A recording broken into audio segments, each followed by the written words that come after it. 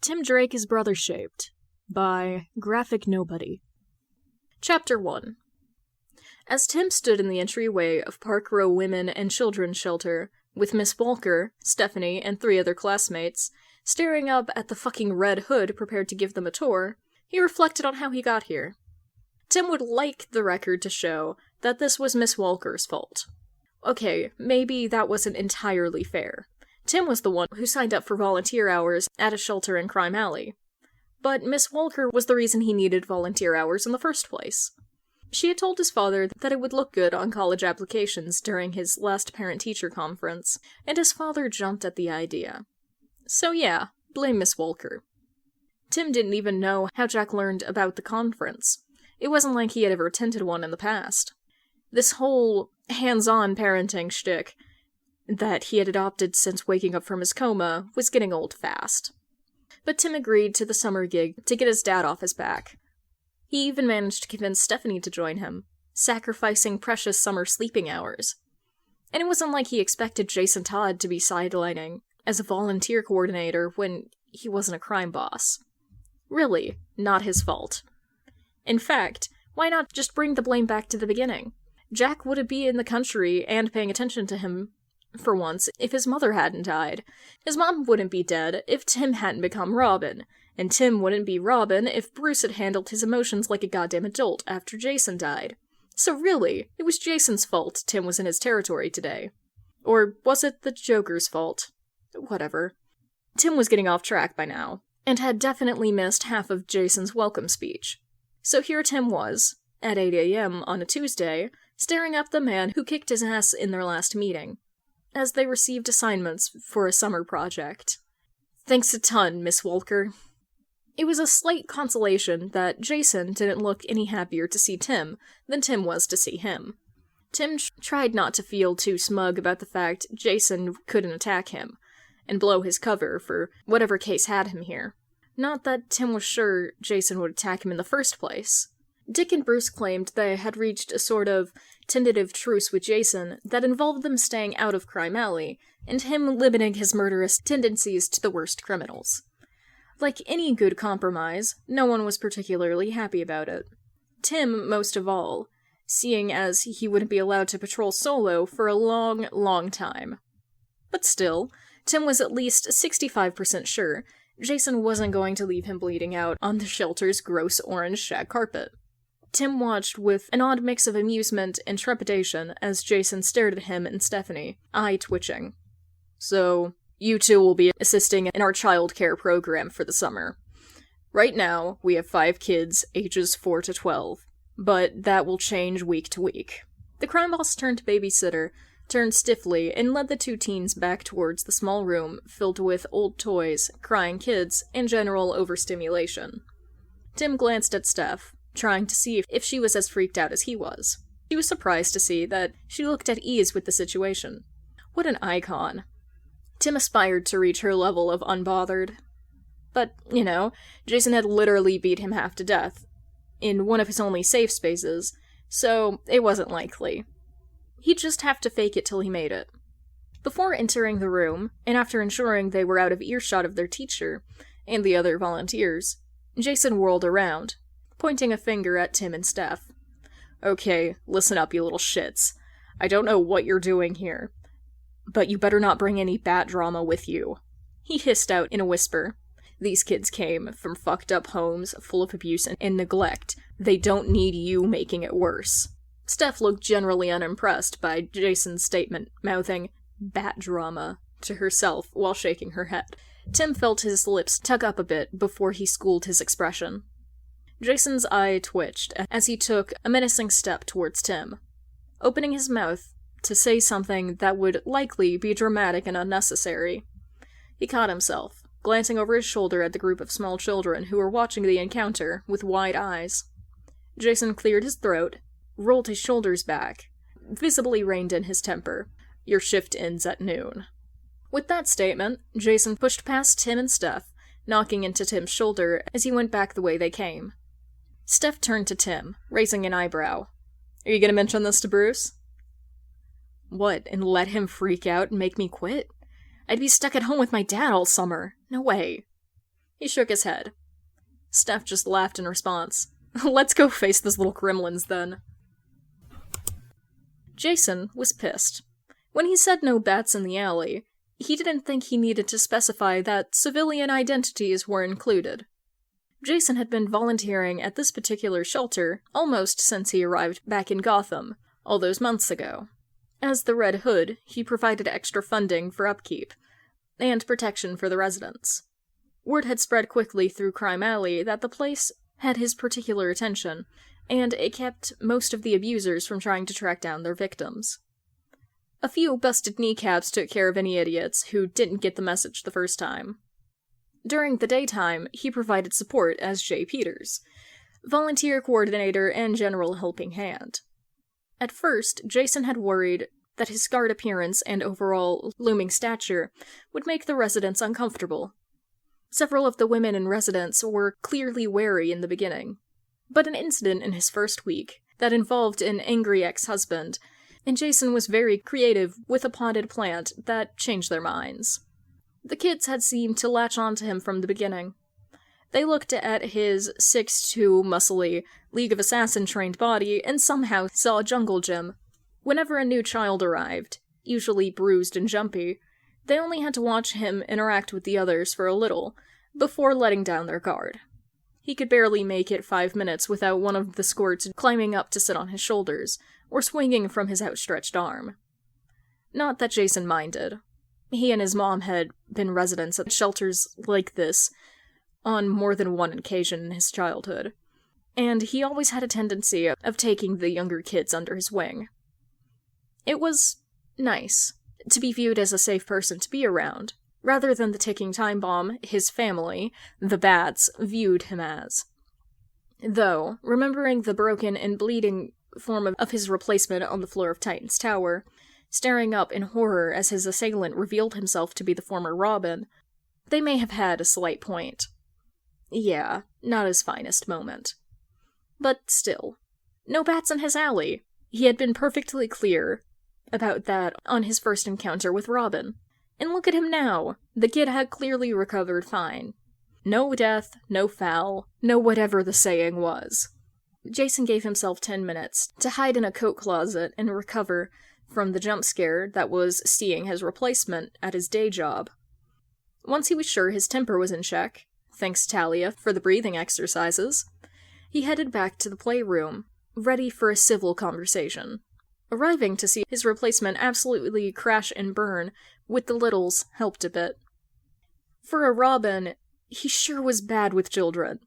The oldest, a 12-year-old girl named Marley, who had arrived with her mother last week, seemed to have rightfully clocked Tim as a loser and latched on to Stephanie.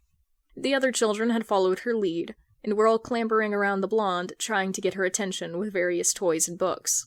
Jason watched his replacement awkwardly offer to read to 4-year-old Juan, who promptly burst into tears and ran over to clutch Jason's leg. Jason easily scooped the kid up, patting his back soothingly. "Ah, it's okay, Juan. Did the big meanie scare you?"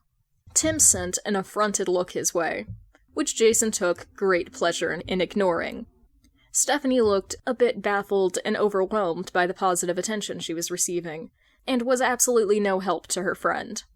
Jason remembered her mentioning on one of their weekly waffle breaks, which the Bats knew nothing about, that she was an only child. She probably wasn't used to small children. Jason wiped Juan's eyes, setting him back down and ruffling his hair. "Why don't you go ask Rita if she'll play blocks with you?" The 4-year-old sniffed and nodded, heading over to play with his older sister. Jason stood up straight. "Hey, kid." He jerked his chin at the replacement. "I need to talk to you for a minute." The brat rolled his eyes and stood up, following Jason out of the room. Jason led the way into a cramped office, shutting the door firmly before turning to face Tim. He had a sullen look on his face, arms crossed as he glared up at Jason. Damn, this kid was shrimpy. "What are you doing here, replacement? I thought I made it clear. No bats in the alley." Jason sneered down as he loomed over the kid. Tim just rolled his eyes, completely disregarding Jason's usually effective menacing. "It's a school assignment, Jason." "It's summer." "What can I say? I'm an overachiever. Didn't exactly get a say in where I went. I'm not thrilled to be here either. Oh, so you're too good for this place? Typical rich brat. Upset you have to dirty your hands with street trash? Tim groaned, rolling his eyes again. The kid sure was laying the teenage attitude on thick. Whatever, man. I'm only here for a month. Tim Drake only, no nighttime business. Then I'll be out of your hair, and you can go back to beating up preschoolers or whatever it is you do in your free time. Jason growled at the accusation, green creeping in the edges of his vision. Red Hood doesn't hurt kids. The replacement gave him a long, blank look before raising an eyebrow, in a move clearly taken from Alfred. Jason felt his eye twitch again. Whatever, Robin didn't count. Tim stopped being a kid the second he decided to dress up like a traffic light and beat up goons in his spare time. Are we done here, or... Jason huffed, opening the door and storming out without a reply. Never mind that it was technically his office. He could have a dramatic exit if he wanted. 1 month, the kid said. Just get through the month. Jason wasn't even at the shelter every day. He volunteered on Tuesdays and Thursdays and filled in as needed. He could survive a month. Jason took it back. He could not survive the month. He had made a point of showing up for at least an hour to check on the shelter every day since the replacement started volunteering. No way was he trusting that brat to keep an eye on the kids. Even offset by Stephanie's surprising competence, it was clear that Tim Drake was a walking disaster who shouldn't be trusted with the lives of those younger than him. Jason had watched him walk in daily with a giant can of some neon-colored energy drink, which he was sure he had overheard the kid referring to as breakfast. He had then observed him walking into a wall on no less than 3 occasions. Clearly, the caffeine wasn't doing much. Additionally, Jason wasn't sure the kid ate actual food. He seemed to exist purely on caffeine and spite. His raccoon-like eye bags suggested many late nights, despite Jason knowing for a fact the kid was benched from Robin duty.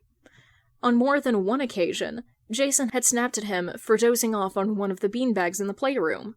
All of the other volunteers showed up with some sort of packaged lunch daily, but never Tim. Tim just had those stupid energy drinks. How was Alfred allowing this? And whatever protein bars Stephanie managed to bully him into eating. When Jason was still Robin, Bruce and Alfred had him on a strict diet plan to maintain the health needed for vigilantism, while helping him recover from childhood malnutrition. Clearly, standards had dropped in the Wayne household.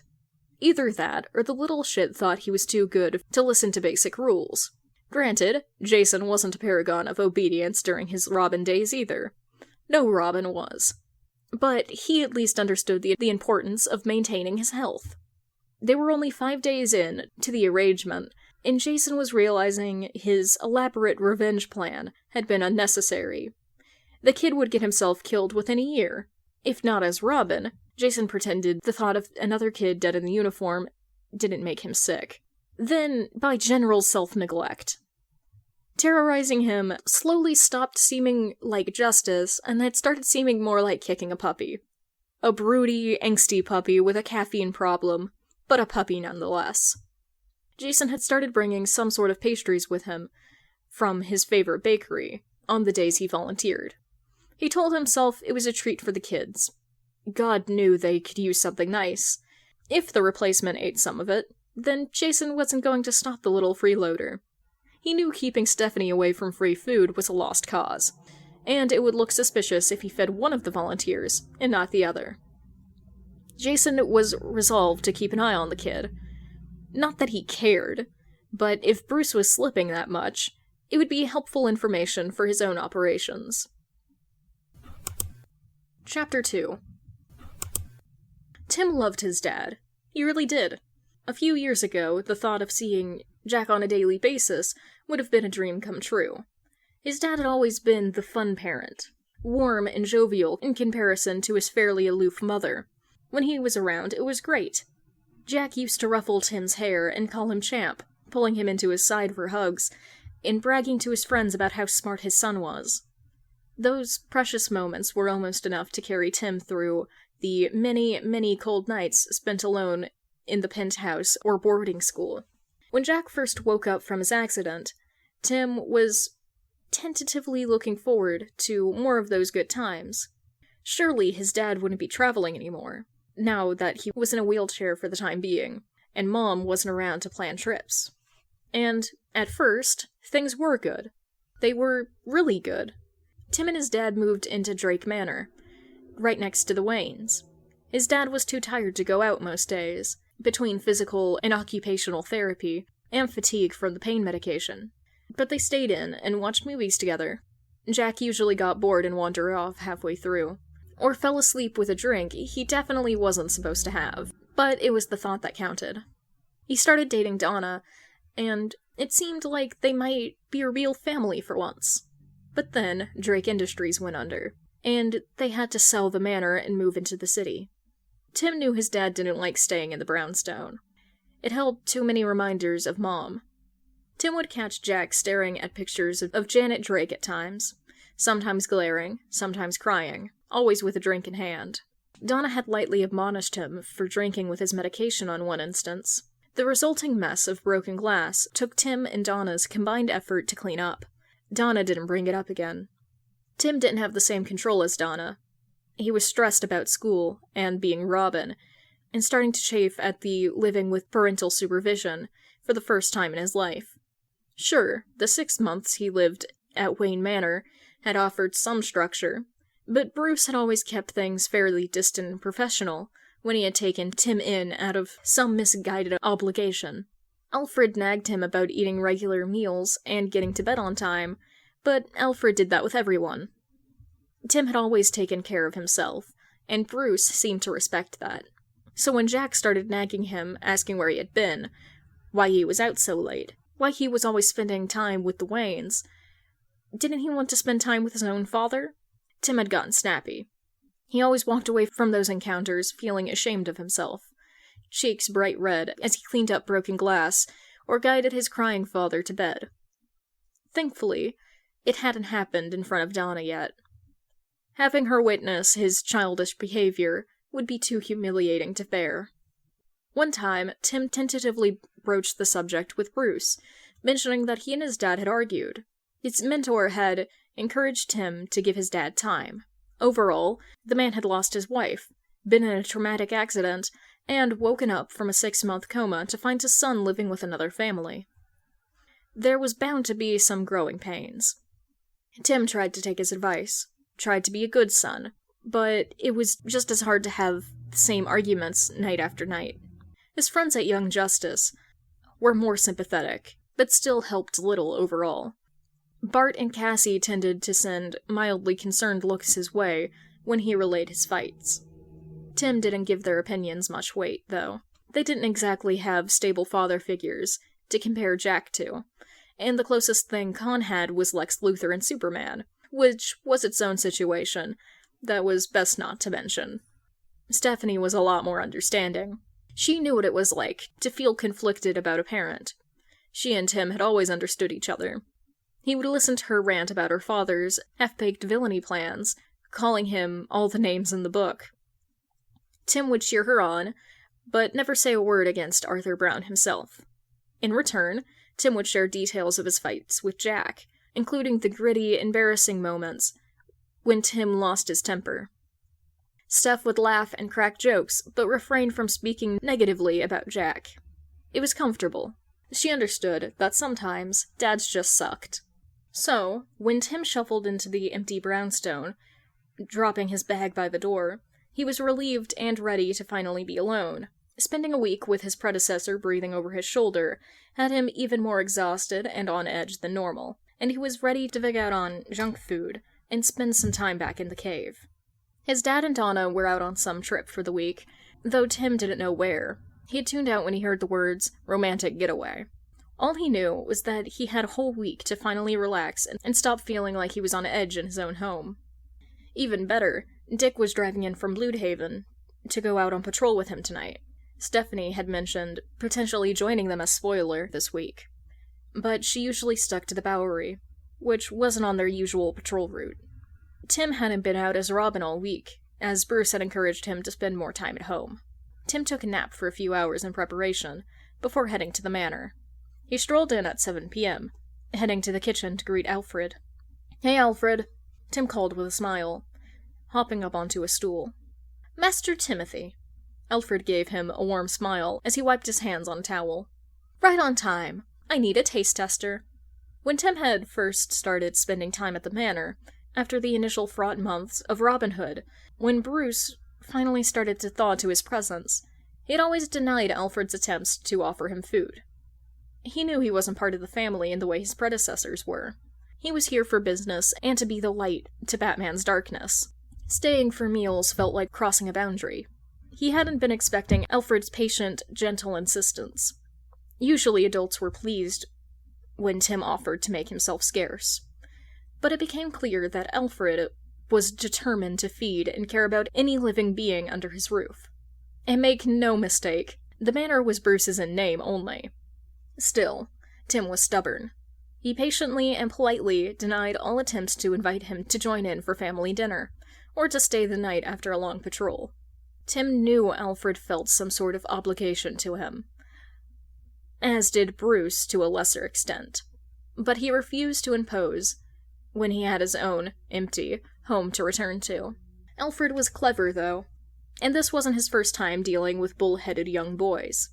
When he realized Tim wouldn't accept help for his own sake, he started reframing his attempts as asking for a favor. Could Master Tim please help him in the kitchen, or give his opinion on this new recipe? Tim, ever happy to please, acquiesced much easier than before. Eventually, he caught on to Alfred's game, but by then a habit had been formed, and he was another victim to Alfred's admittedly delicious cooking. Tim and Alfred made casual conversation as Tim tucked into his meal. He shared some stories about his time spent at the shelter, leaving out any mention of Jason. The old man always got a sad look in his eyes when his pseudo-grandson was mentioned, so they tried not to talk about Jason around him. Alfred let out a fond laugh as Tim shared his many fumbles working with the children. "Young man, I have watched and listened over comms many times as you helped children during patrol, and they adore you." Tim groaned. "They adore Robin. It's different when I'm in the suit. Robin is magic." Tim carried his empty plate over to the sink. "I just crack jokes and show them cool flips and tricks until they cheer up." Alfred raised a brow. "And you can't do the same as Tim Drake?" Tim shook his head, searching for the words to explain. Tim Drake isn't magic. He's just some nerd who tinkers with computers and can't do a flip to save his life. Alfred frowned at that, opening his mouth to reply, but it was called off by a familiar call of greeting. "Ah, that would be Master Richard." Tim hopped down to follow Alfred out of the kitchen, and into the main hall, as Dick kicked off his shoes, duffel bag slung over his shoulder. Dick dropped the bag, running over and scooping Tim into a big hug. "Timmy! Ready for patrol?" Tim flailed a bit, always caught off guard by the older boy's tactile nature. Dick didn't seem to mind, setting Tim down and ruffling his hair, as Tim fought to hold back a blush, leaning slightly into the gesture. "I just need to head down and gear up." Tim started towards the study, Dick and Alfred following behind. "Is B joining us?" Dick shook his head. "Did you check your phone? B got called out on some JL mission last minute. Something about Lex Luthor releasing a bunch of androids in a shopping mall. Probably his latest attempt to woo Superman." Tim laughed while Alfred just shook his head at their antics. He actually hadn't checked his phone. His pre-patrol nap had gone long due to his severe addiction to the snooze button. He had to rush out the door to make it to the manor on time. Tim headed over to the grandfather clock and made his way down the stairs. Patrol that evening was fairly uneventful. All the major rogues were in Arkham, or Blackgate for the time being. By midnight, Robin and Nightwing had lowered their guards slightly, and were perched on a roof by Batburger, drinking milkshakes as they waited for any crime updates from Agent A. "Got any plans this week, Robin?" Tim shook his head, finishing his shake with a loud slurp. "I might swing by the tower tomorrow, if the others are around. We're overdue for a movie night." "And what will you tell your dad?" "He's out for the week with his girlfriend." Dick frowned a bit. I thought he wasn't traveling as much anymore. He isn't. This is a one-off thing.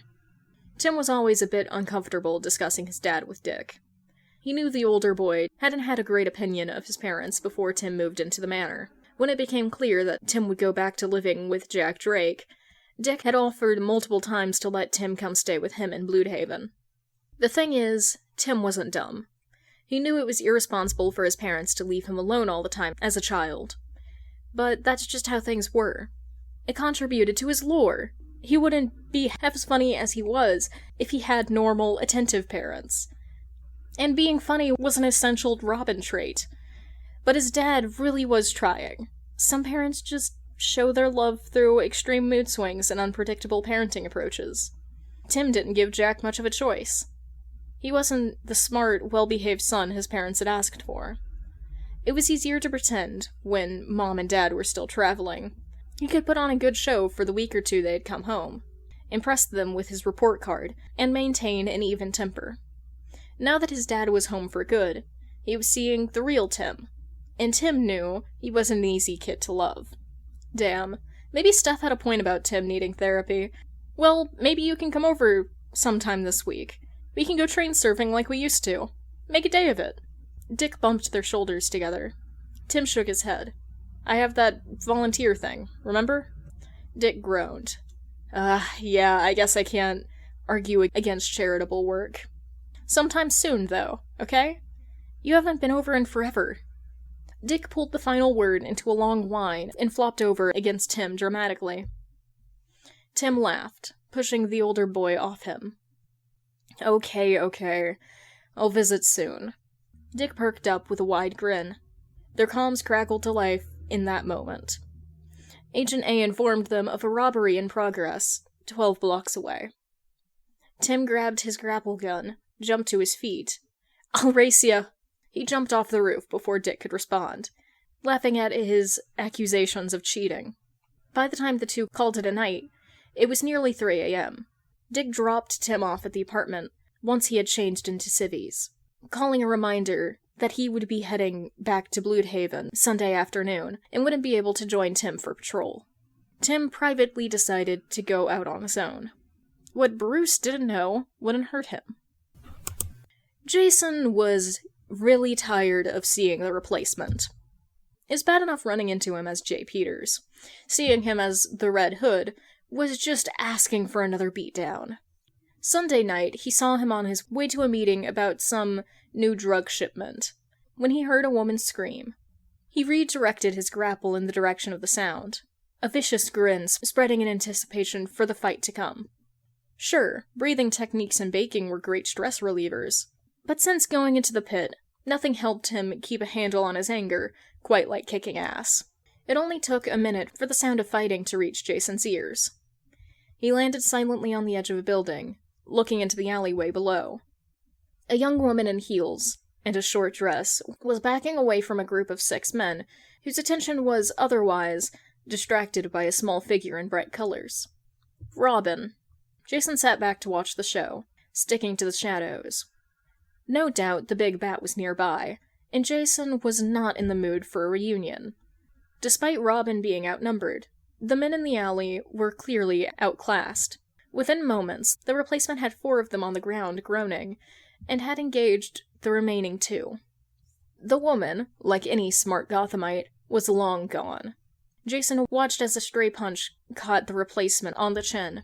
He recovered immediately, but it gave one of the men on the ground a second to pull out a handgun, taking aim at Robin's exposed back. Seconds later, Jason was standing over the bleeding man, his own smoking gun in hand. He turned and shot the 2 men still standing without hesitation. Robin whirled around, bow staff at the ready, and faltered when he saw Jason. "You shot them," was all the kid said, tone accusatory. Wow, really stating the obvious. Jason chuckled, keeping his gun ready, but aimed at the ground. "You're welcome." Tim glared at Jason. "I had it handled." "Sure, kid. That guy was about to turn you into Swiss cheese." He kicked the goon by his feet, causing him to let out a groan of pain. Ah, still alive then. That would save him a visit from the angry furry, at least. Speaking of which, where's Batman? He watched Tim hesitate for a moment, as if unsure if he should answer. He's on a League mission. Oh, so he's letting you run solo again? Hadn't the old man learned anything? Jason watched his replacement shift in place, his posture taking on a distinctly guilty air. He doesn't exactly know I'm out? Was that a question or a statement? Look, just don't tell him you saw me, please. He'll totally bench me if he hears I ran into you alone. Jason grinned underneath his helmet. Oh, and why shouldn't I tell? Maybe Robin being benched isn't a bad thing. Jason had no intentions of following through on that threat, as that would require actually talking to a member of the Wayne family. But the kid didn't need to know that. Jason's amusement turned into confusion as he watched the replacement lower his bowstaff and slump his shoulders, staring at the ground in defeat. Please, Hood. He looked up with a pathetic expression. Remember that time you tried to kill me? Jason spluttered, searching for a response. Hold up, are you trying to guilt-trip me? Tim didn't drop the pathetic posture. Is it working? No, stop making that face, it's creeping me out. Tim increased the pout. Jason was sure if he could see behind the domino mask, a pair of big blue puppy dog eyes would be staring at him pleadingly. Dick had clearly been giving the replacement lessons. Fuck, is it working? Why was it working? I'm a crime lord, kid. I'm not craving to a 12-year-old. 15. What? I'm 15, not 12. Same fucking difference. The kid was still holding that creepy-ass face. He stared at Jason intently, not wavering, even as Good number 5 let out another moan of pain. Okay, fine. Jason threw his hands up in defeat. I won't tell the bat. Tim immediately perked up, grinning. Thanks, Hood. You're the best. He pulled out his grapple gun, aiming it at a nearby roof. The police will be here in 30 seconds, by the way. With those parting words, Robin grappled away. That little shit. With a final kick to the thug at his feet, Red Hood scrambled back up the fire escape, and onto the roof. With any luck, he would still make it to his deal on time. Chapter 3. When Tim was 8 years old, his parents took him. It was the first, and only, time he had been allowed on a trip with them. They called it an early birthday gift, despite his birthday being a month away. Tim understood how busy their schedules could get, and he was grateful for the chance to spend time with them. They had spent the week staying at a beach house in St. Petersburg, Florida, and it was the best week of Tim's life. His parents had shown him all of their favorite spots in the town, as his father shared stories of visiting with his own parents as a child. They went to the beach every day. His father chased him around and splashed in the water with him, while his mother searched for and collected seashells and sea glass. They made a game out of finding as many colors as possible. The last day of the trip, they stayed out on the beach to watch the sunset. Tim had sat close to the shore with his father, building an elaborate sandcastle decorated with some of the shells his mother had helped him find. Little Tim was extremely focused as he used a bucket and paddle to add the final tower to the structure, and he failed to see the big wave coming in. Jack had been around to chat with Janet, and when the wave hit, knocking Tim over and the castle with him, he remembered the feeling of cold shock when water shot up his nose and over his face, as he coughed and spluttered, unable to sit up, with the seawater still rushing in. He wasn't even scared, simply stunned. When his father scooped him up and off the sand, his mother by his side, as she fussed and wiped his face with a towel, Tim had burst into tears as soon as he could suck in a breath. Rather than admonish him for being a baby, his parents had cooed and comforted him. He remembered his father calling him brave, and offering to stay out late to rebuild the castle with him. His mother had put up a token argument about bedtimes, but had folded very quickly, watching fondly as they rebuilt the structure bigger and better than before. It had been the best birthday Tim ever had. Once they were back in Bristol, his parents had gifted him his beloved camera, and shared the news that he was officially old enough to stay home alone, without a nanny. It was the last birthday they had spent together as his parents started spending more and more time abroad. When Tim walked into what he thought would be an empty apartment after patrol, and was immediately set upon by his angry father, he felt a bit like he had when that wave hit him. Not scared, not upset, just shocked at the unexpectedness of it all. "Where the hell have you been? Do you have any idea what time it is?" Jack stormed over, yanking off Tim's backpack and throwing it aside. "You're home?" was all Tim managed to say, his brain feeling like molasses as he tried to reconcile being yelled at in what was meant to be a quiet, empty room. Jack just scoffed. "Oh, sorry to disappoint. Imagine how I felt when my trip was cut short and I came home to an empty apartment, and my son nowhere to be found and refusing to answer his phone." Tim winced as his brain started coming back online. He knew his dad worried more these days, and answering when he called had always been a strict rule. Unfortunately, no civilian phones on patrol was an even stricter one. "Dad, I'm sorry. I thought you and Donna were out of the country. I didn't think to check. So it's my fault, then." Jack threw his hands up. Tim stepped back half a step, bumping into the door. He hated how close Jack was standing. "No, of course not. Do you know how hard this past year has been? I ask so little of you, Timothy. You barely have chores. I pay for your schooling and phone and whatever the hell else you want. All I ask for is a little consideration." Tim winced. I know, I'm sorry. If you would just listen." "No, I'm the parent." Tim balled up his fists, heat building in his chest as his dad cut him off again. "You listen to me.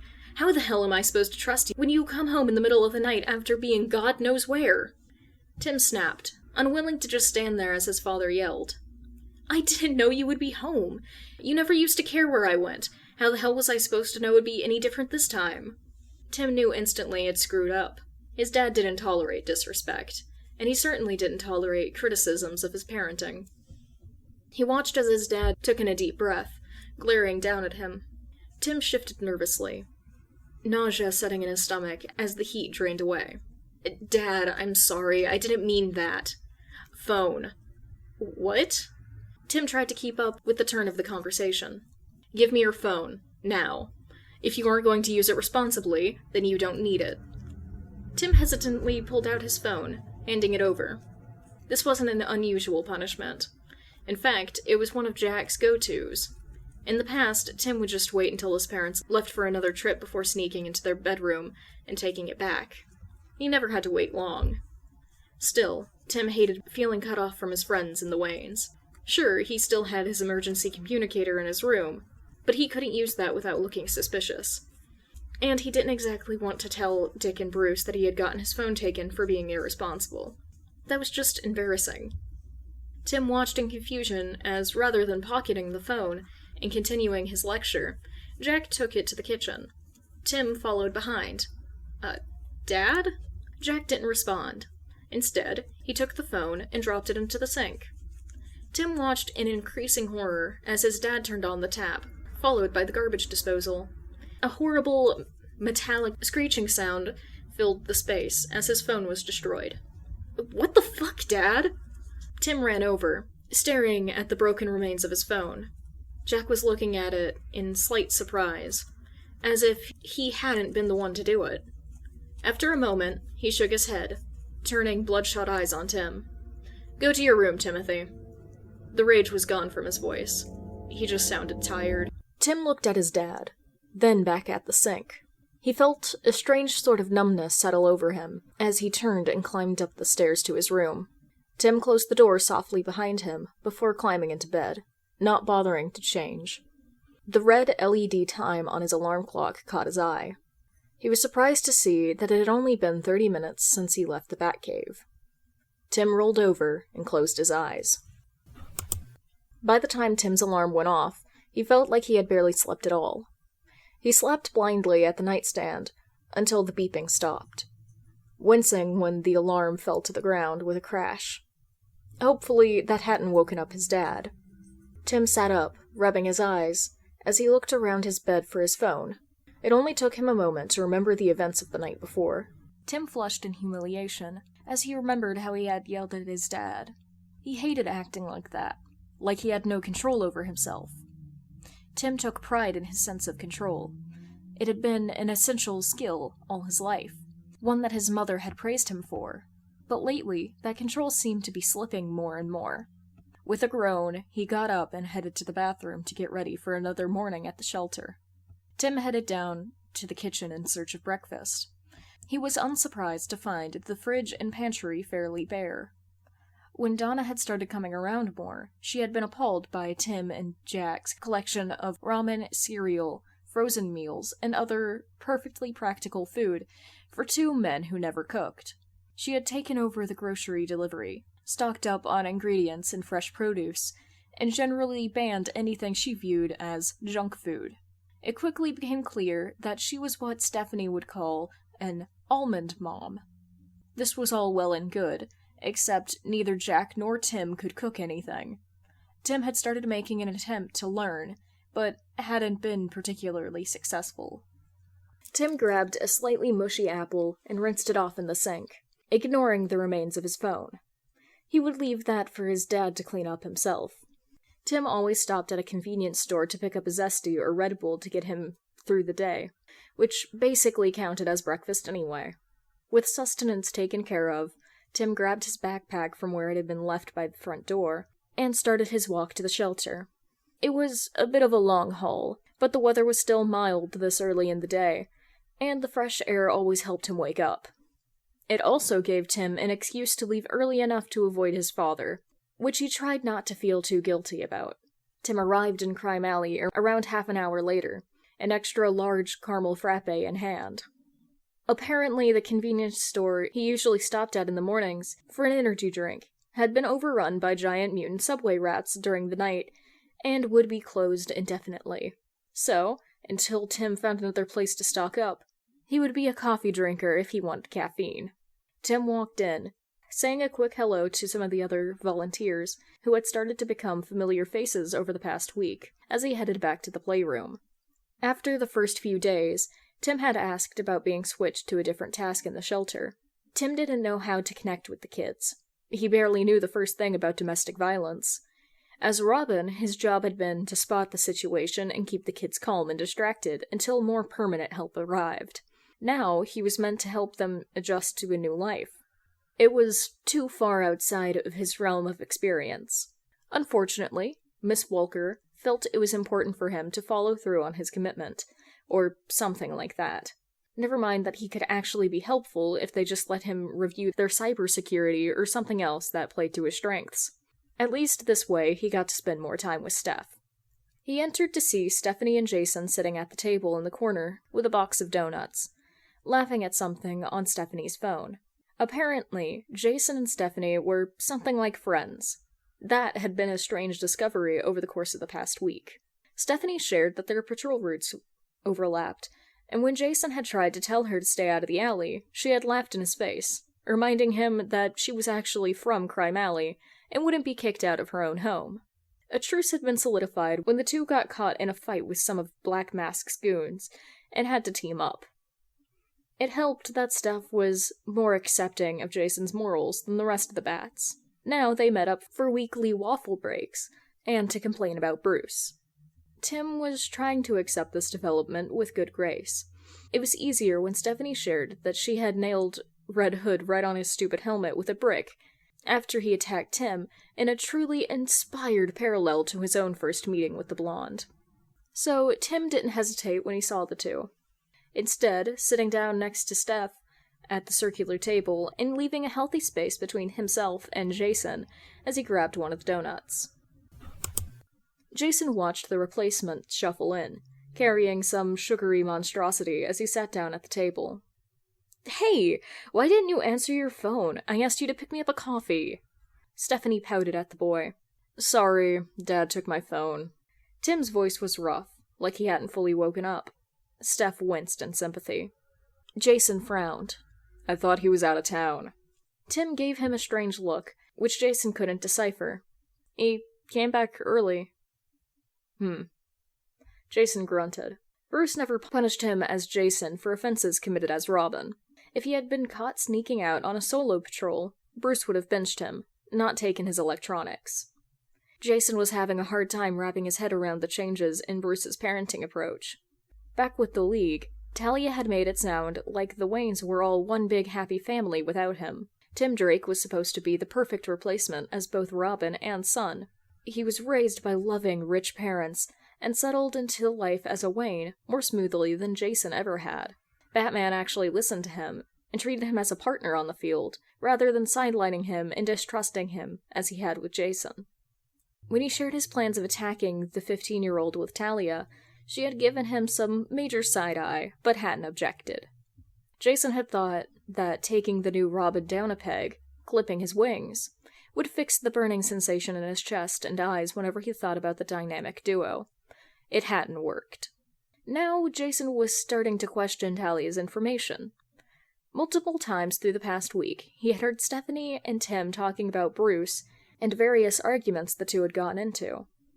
Clearly, there was trouble in paradise. Jason was pulled out of his thoughts when Stephanie continued the conversation. "How long is he keeping it this time?" Tim took a long sip of his coffee. "He stuck it down the garbage disposal, so indefinitely, I suppose." That caught Jason's attention. "I'm sorry, he fucking what?" Jason knew Bruce had a temper, but that seemed out of character. Tim withdrew a bit at Jason's outburst. "My dad put my phone down the garbage disposal. He'll probably replace it once he cools off, I think." Jason tried to wrap his head around Steph and Tim's casual reaction to that behavior. "And Alfred was okay with this." Alfred doesn't know? It only happened last night." Tim grabbed another donut, taking a large bite. "You're telling me Bruce put a phone down the manor's garbage disposal and Alfred didn't notice?" What the fuck was happening? Bruce? Tim looked confused. "Oh, no! Bruce isn't my dad. I have parents." "Not your dad yet," Steph interjected. "That adoption addiction is just waiting for a chance to shine." Tim showed no sign of hearing her, despite being directly next to the blonde. Jason was totally lost at this point. "But you live in the manor." "No, I live with my dad in the city." Tim looked at Jason as if he was the one spewing nonsense. "But you..." Jason glanced around to make sure the kids hadn't arrived yet. "Robin," he hissed. "Robin is Batman's son." Tim stuffed the rest of the donut into his mouth, speaking around a mouthful of pastry. "Nah, we're more like slightly close co-workers. I let him pretend he's in charge, and Bruce has no say over my life. I guess he was like my foster dad for a while, but that was just so I could keep going out at night." Steph rolled her eyes, stage whispering to Jason. "He's in denial." Tim ignored this comment as well. There is so much to unpack there. Jason shook his head, letting this new reality settle in. "Also, stop chewing with your mouth open. It's gross." Before Tim could retort, Juan and Rita ran into the room. Rita made a beeline for Steph, while Juan climbed into Jason's lap, asking him to read a book. As per usual, both children ignored Tim. Jason was only half paying attention as he opened up a Thomas the Tank Engine book for Juan. So the replacement was less of a replacement than he thought. Still, he did steal Jason's title, his uniform, his life. Okay, Jason, deep breaths. But Tim Drake wasn't Bruce Wayne's son. He had a father who considered destruction of property to be proper parenting. The idea didn't sit well with Jason. As much as he disliked the little shit, he was only a kid. Jason didn't love the idea of him going home every day to a man who would behave like that. Jason knew enough to know that angry men often became violent men. Hell, he was a prime example. Jason kept his eye on Tim for the rest of the shift. He wasn't sure what he was looking for. A sign, maybe, that things weren't right at home? It was really none of his business. It wasn't like he cared about the brat. A nasty voice whispered that this kid had strolled in and stolen his life before his body was even cold. He deserved what he had gotten at the tower, and he would deserve whatever he got now. But he was just a kid, he reminded the voice, and Red Hood protected kids. Why did he forget that with Tim? Chapter 4. It didn't take Red Hood long to find Spoiler on patrol that night. Her stealth skills were improving, but her patrol routes were still easy to predict. She was crouched down on the edge of an old laundromat in her familiar eggplant gear, when Jason landed with an intentional thump, alerting her to his presence. Stephanie whipped around, hood pulled low over her brows, and cowl pulled up over her nose, so only her eyes were visible. She relaxed a touch when she saw him. "Today's not waffle day, Hood. What are you doing here?" "I have a question about Robin." Steph crossed her arms. "Do I need to find another brick? I thought you agreed to lay off him." "It's not that." Red Hood took a seat on the ledge, waiting for Spoiler to relax. After a moment, she lowered down next to him. The two sat in silence for a minute, looking out at the city, as Jason gathered his thoughts. "What's the deal with his dad?" he finally asked, deciding to take a direct approach. Steph looked up at him. "What do you mean?" "The thing with the phone. Is that normal behavior for him?" Steph let out a sigh. Yeah, dude's a major douche. I don't think he's broken Tim's stuff before, but it wouldn't surprise me if he had." Jason was not pleased with that answer. "What kind of stuff has he done before?" "Let's just say Robin is an insecure shit for a reason." She sighed. "Look, Hood, I don't know why you care, but I'm not gonna sit here and air out his dirty laundry with you. He barely tells me this stuff as it is. I don't want to betray his trust." "Why hasn't Dickface done anything about it? I know B is useless for this kind of thing, but I'd expect Nightwing to know the signs." Steph shook her head. "He only tells me things because I don't make a big deal out of it." "Do you think Dick would stay calm if he heard what Tim told us today?" Jason shook his head, recognizing the point. He remembered what it was like as a kid, when he still had hope that Willis would be better.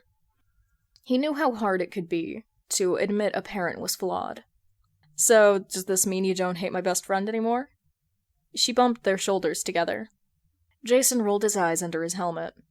"You know, it was never about him. I still think he's an idiot for putting on the Robin suit, but it wasn't personal. I needed to get B to understand that there should be no more Robins." "You remember I was Robin too, right?" "Yeah, and you're as much of an idiot as the kid is." Spoiler smacked his arm in mock offense. She and Jason had talked extensively about her short run in the suit, finding camaraderie in their mixed emotions about carrying that legacy. They had joked on more than one occasion about being the reject Robins, too angry and impulsive to be trusted with the mantle. The two sat in companionable silence for a while longer, taking in the soothing lullaby of sirens, gunshots, and distant screams that was Gotham. "You never wanted it, you know?" Steph broke the silence after a while. "Who never wanted what?" Jason kept looking ahead. "Tim," she said quietly. "He never wanted to be Robin." Jason turned to her in disbelief. "I'm not saying he doesn't want it now," Stephanie continued. "I think he loves it more than he'll ever admit.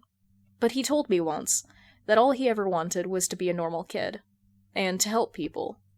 Being Robin wasn't the plan. He did it because Batman needed him." Jason scoffed. "Batman is a grown man. He shouldn't need a child to help him handle himself." "I agree," Stephanie said softly. "But Tim doesn't see it that way. He needs to be needed. He always has. I think that's part of the reason why we never worked as a couple. I didn't need him, and that scared him." Jason didn't respond, unsure of what to say. It didn't excuse Tim for taking his title. It didn't excuse Bruce for allowing it. "Welp," Stephanie stood up, dusting off her pants. "That's enough emotional talk to last me a month. I'll see you tomorrow." Jason stayed where he was, mulling over what she had said. "Yeah, I'll see you."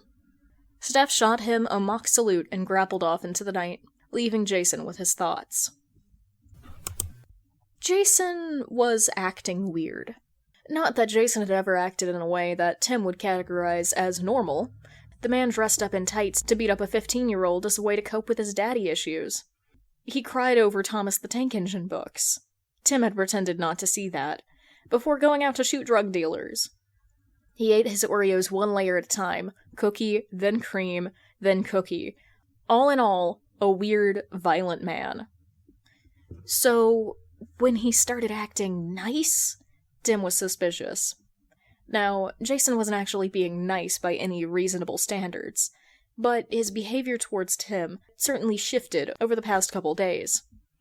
It started with breakfast. The first day Jason brought in food for the kids, Tim had been prepared to have his hand smacked away when he grabbed a croissant. Instead, Jason had ignored him entirely. Then, this morning, he had actually dropped a second pastry on Tim's plate and told him to eat up. Tim had been half suspicious that it was poisoned or something, until Stephanie stole a big bite. It wasn't just at the shelter, either. On multiple occasions, Tim had seen distinct flashes of red out of the corner of his eye as he went on patrol with Dick. It stung a bit to know that Jason didn't trust Tim to handle himself. He knew he was the weakest Robin.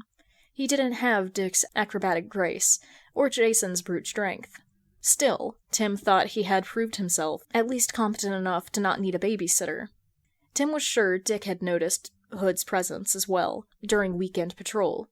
But neither of them commented when the occasional stray bullet took out one of the goons they were fighting. The shots were always non-lethal. Things came to a head when Tim was walking home from the shelter on Wednesday. Streets were fairly crowded, and Tim was hoping to make it home before his dad returned from occupational therapy. He decided to take a shortcut he was familiar with from his rooftop escapades. He ducked into an alley right outside of Park Row, keeping his head low against the afternoon sun. Within moments of turning, he was seized by the shoulder and shoved against the alley wall, knife against his neck. "Phone and wallet, now." The thin, reedy man who had grabbed him jabbed at his neck with a pocket knife, sneering down at Tim. Tim held in a groan of annoyance. The man's hold on him was weak, and he could easily slip out of it, using moves he had learned as Robin. Unfortunately, he wasn't Robin right now, and Tim Drake did not have the necessary skills. Here... Tim held out his wallet reluctantly. It would be easy enough to cancel his cards. But he was one punch away from a free cup at his favorite froyo place. He had really been looking forward to trying their new Superboy flavor. The man grabbed his wallet, stuffing it into his pocket, before shoving the knife back into Tim's neck. "Phone 2, hurry up." Tim winced as the knife bit into sensitive skin. "I don't have a phone." "Bullshit, rich brat like you. Hand it over." The man dug the knife in harder, eliciting a pained gasp from Tim. Tim shifted his stance, getting ready to throw the man off, when a shadow descended over the pair. Jason Todd ripped the mugger off of Tim, punching him in the nose once, twice, before letting the man drop onto the alley floor. He whirled around to Tim. "Are you okay?" Tim rubbed his neck, staring at Jason in surprise. "What are you doing here?" "Saving your ass, apparently." Jason reached towards his neck, causing Tim to flinch back. The older boy hesitated for a second before grabbing Tim's chin in a surprisingly gentle hold, tipping it back so he could look at the cut. "Looks pretty superficial. Shouldn't need stitches." Tim pulled away, still feeling caught off guard by the situation. "Seriously, what are you doing here? Were you following me or something?" Jason crouched down, grabbing Tim's wallet from the man's pocket and handing it over. "I was in the area." "Right." Tim looked around the otherwise deserted alley. "In the area." Jason stood back up, scowling at Tim. "What the hell are you cutting through an alley in this part of town anyway? Don't they teach you common sense in school anymore?" Tim rolled his eyes. "I was taking a shortcut. I didn't exactly plan to get mugged." "No one plans to get mugged, dumbass. Now come on.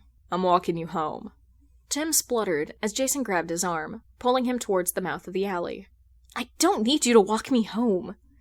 He pulled his arm away. Why was Jason acting like Tim couldn't handle himself? "You clearly do. This is the second time this week I've saved your ass." Tim pretended the comment didn't sting.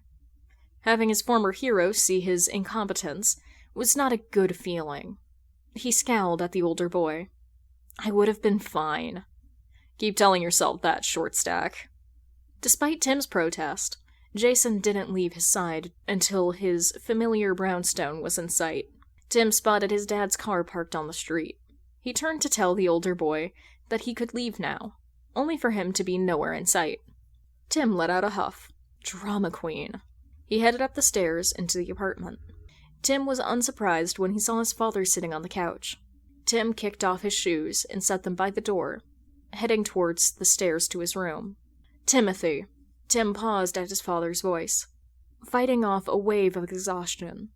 His neck was aching, and he really wanted to get the wound cleaned and dressed. Come here, please.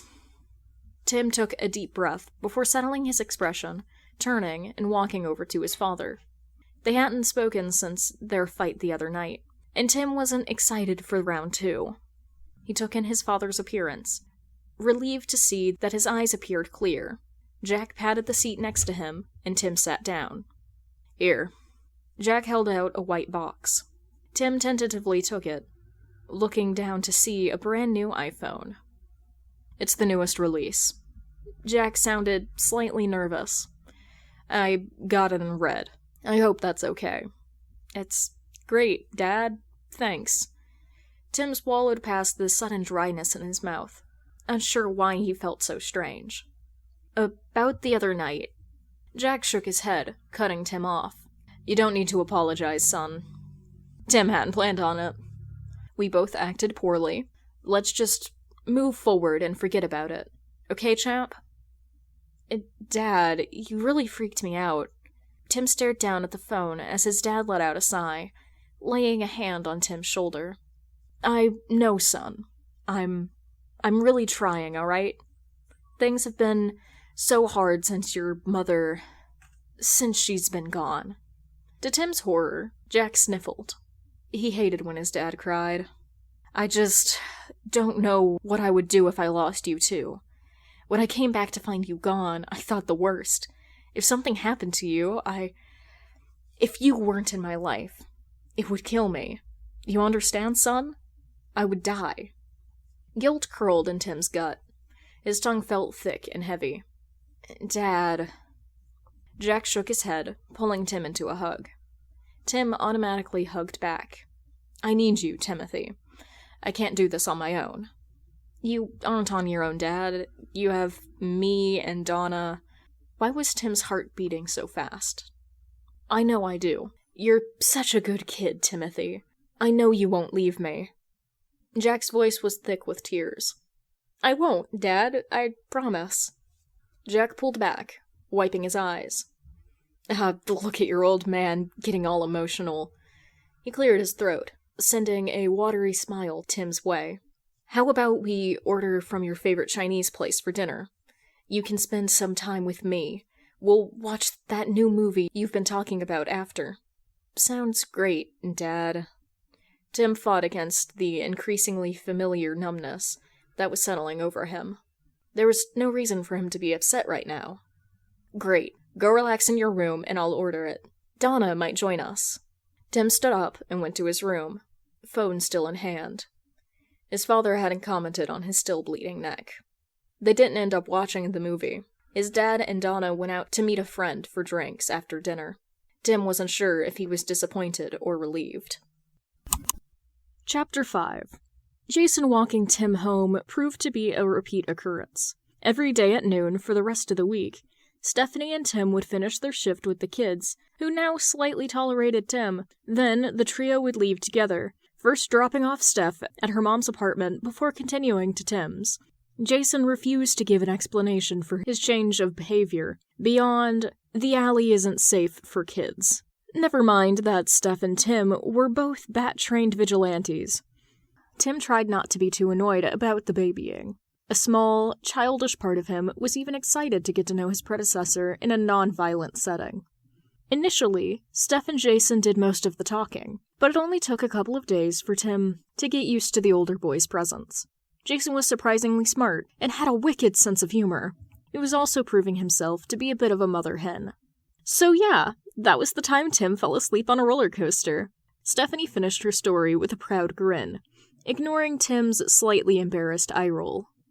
Timbo, Timberlina, how the fuck do you fall asleep on a roller coaster? Jason stared at the younger boy, incredulous, as they made their way towards Steph's apartment. Tim shrugged unrepentantly, holding back a grin. It's like falling asleep in a car. The speed is relaxing. Falling asleep anywhere was a superpower, and he refused to be ashamed. Relaxing? Jason looked at Stephanie. Is he serious right now? Stephanie, whose favorite pastime was embarrassing Tim, just cackled. There's plenty where that came from. Tim can fall asleep anywhere. One time, I swear I got him snoring during a stakeout of Two-Face's warehouse. Jason looked like he was aging a decade, as Tim let out a groan. I told you, I wasn't sleeping. I had allergies and they made it sound like I was snoring. My dude. Stephanie gave him an unimpressed look. You were drooling on my shoulder. Was not. Tim faked an affronted look, despite the warmth in his chest. Was too. Was not. Was. Jason pushed in between the pair, cutting them off. Okay. What are you both, 10? Stephanie, in her infinite maturity, leaned around Jason to stick her tongue out at Tim. Tim let out a grumble. She started it. Well, I'm ending it. Jason huffed, looking like he was questioning his life choices. The trio continued in companionable silence for another block.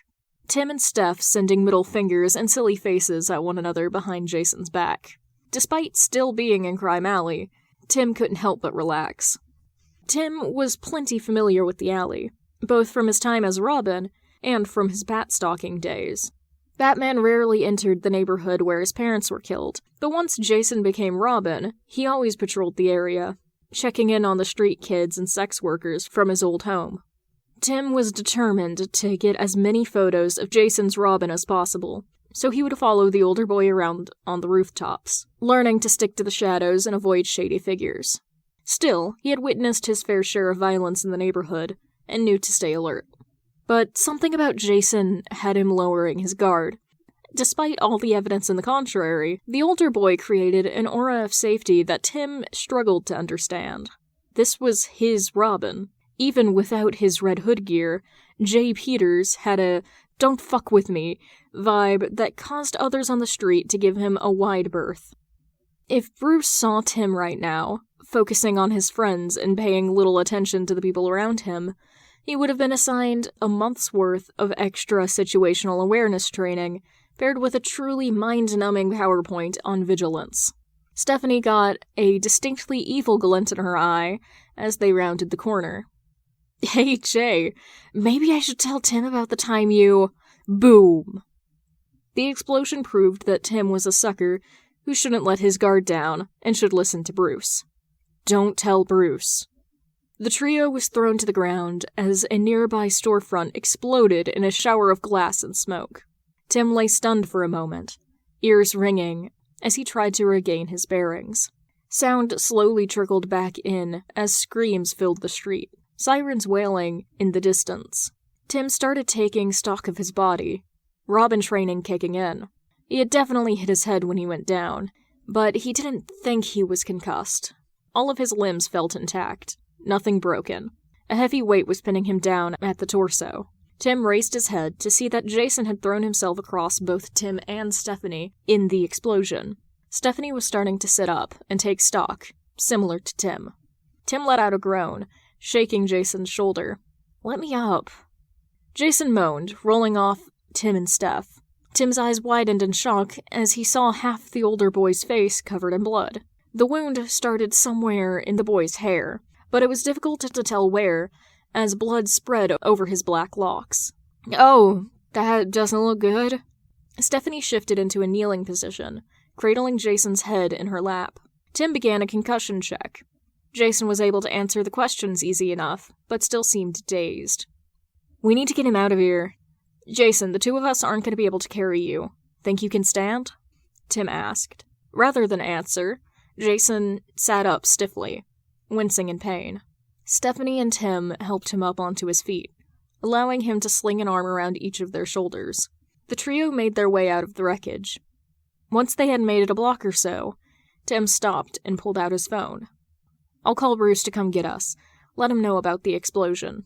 Jason swiped his phone away faster than a potentially concussed man should have managed. No. Tim tried to get his phone back, but Jason was unfairly tall and held it out of his reach. "Jason, you might need stitches. So either Bruce or the hospital.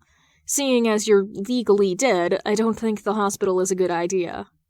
Jason just shook his head, the action eliciting a wince. Stephanie frowned. "My dude, you look like Carrie after she was crowned prom queen. You need help." "No Bruce, no hospitals. I have a safe house not far from here. I'll stitch myself up there." Tim sent a helpless look Steph's way. She just shrugged in return. Tim let out a heavy sigh. "Fine, but I'm doing the stitches. We don't know how bad your concussion is. What's the address?"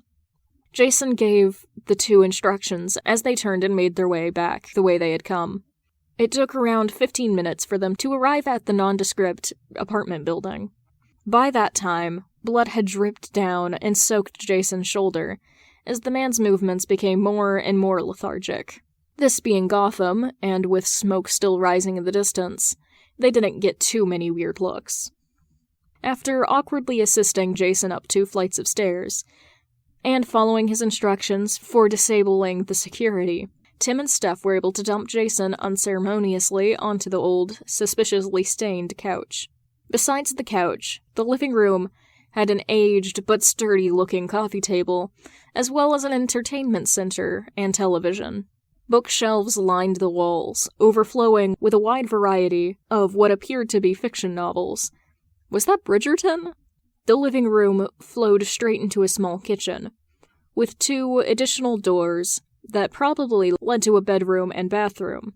For a safe house, it was surprisingly well stocked. "Where's your medkit?" Tim asked, panting slightly. Jason was about 220 pounds of pure muscle, and no amount of Robin training prepared Tim to lug that around for 5 blocks. "Kitchen sink," Jason mumbled, throwing an arm over his eyes to block out the light.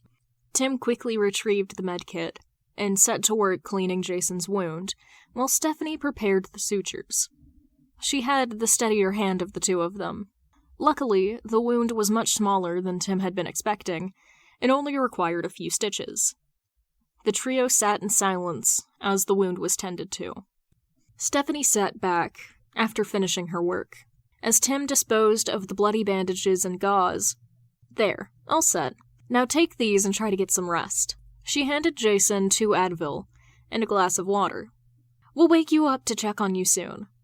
Jason was surprisingly compliant, stretching out on the couch and closing his eyes. Within minutes, his breath had deepened as he fell asleep. Tim watched him carefully, mind flashing back to the moment when Jason had thrown himself over Tim and Steph, blocking them from the fire and debris, and likely preventing further injury. The older boy must have been acting on instinct. Tim took his time washing the blood off his hands. He probably looked like a mess. He could still feel shards of glass scratch his scalp when he touched his hair. Soot and dust covered his clothes and skin. Stephanie didn't look much better, as she came over and hip-checked him out of the way to wash her own hands.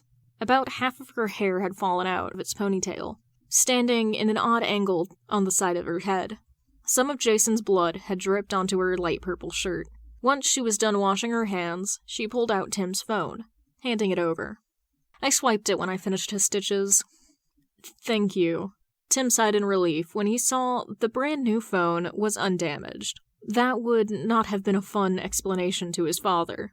He sent off a text to his dad, letting him know he was hanging out with Steph and would be home late. His dad sent a thumbs up in response. He followed up with a text to Bruce, letting him know about potential rogue activity downtown. Tim didn't mention his own presence at the explosion. "Dad replaced your phone, then?" Steph asked quietly, keeping her voice low for the sleeping crime lord's sake. "Yeah, he gave it to me a few days ago." "He apologized?" She kept her tone light, but Tim felt himself tense anyway. He gave her a skeptical look. "What do you think?" Steph huffed. "That really sucks, Tim." Tim shrugged. "It's whatever. And hey, At least you can send me bad TikToks again. Stephanie gasped in mock offense, allowing Tim to break the tension. My TikToks are hilarious, and you know it. I'm the meme queen. A humor connoisseur, if you will. Only the best for my favorite ex-boyfriend. Tim laughed in response, shoulders relaxing once again, in the way they only ever did around Steph. Of course, my mistake. Stephanie grinned. Well, don't repeat it. Now, you gonna be okay keeping an eye on Metalhead for me? My mom is gonna freak out if I don't get home soon. Tim nodded, looking back over at the sleeping man. I'm about 75% sure he won't shoot me these days. We'll be fine. Steph gave him a hug and a peck on the cheek. Well, I'll see you tomorrow. Make sure you both eat something. Sure thing, Mom. He rolled his eyes. Let me know when you get home. Stephanie looked like she had been run over by a steamroller, gave her usual mocking salute, and exited the apartment. Tim took a moment to rearm the security before hovering awkwardly in the center of the apartment. Unsure of what to do now, he scanned the room around him, taking in the details. All of the furniture was clearly secondhand. So were the books. When he was feeling brave, Tim used to ask Dick for some stories about the previous Robin. Tim remembered Dick telling him once about Jason refusing to buy new books, even once he had access to Bruce's fortune. Something about giving new life to old things. The stories came to a screeching halt once Jason was revealed to be Red Hood. Tim couldn't help but compare Jason's safe house to his own apartment with his dad.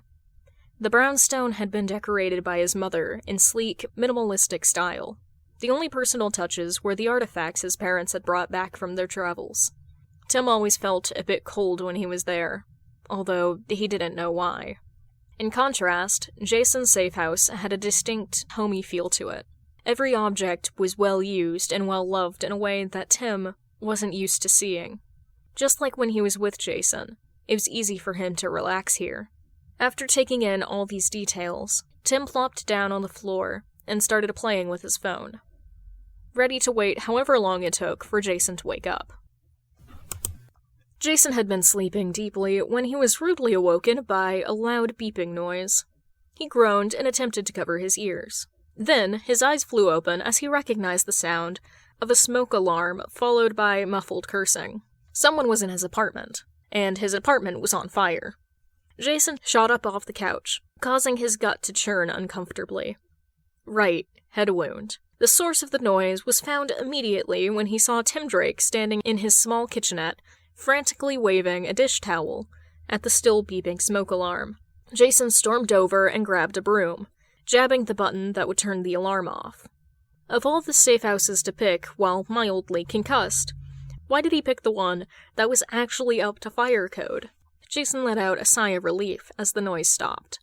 Whirling angrily towards the sheepish 15-year-old, he noticed a smoking pan of something had been thrown into the still-running sink. "What the hell are you doing?" Jason growled out. The replacement winced, backing up a step. "Making soup?" "Soup? How the fuck did you burn soup?" Was the kid an idiot? "I'm sorry. I found a can in the pantry. I usually cook it in the microwave, but you didn't have one." "Why the hell would you cook soup in a microwave?" Jason was appalled by this idiot child. "So I don't burn it!"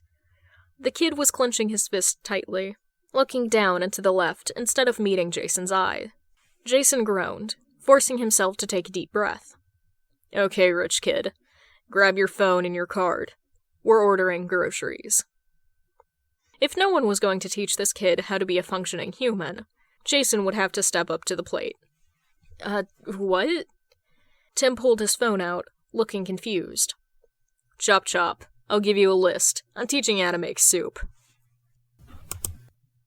Jason proved to be a surprisingly patient teacher, once Tim managed to see past his annoyance over the burnt soup. After ordering what seemed like a ridiculous amount of ingredients to Tim, Jason had gone into the bathroom to shower and change out of his bloody clothes. Once he had come out, he provided Tim with a folded towel and clothes and sent him to shower.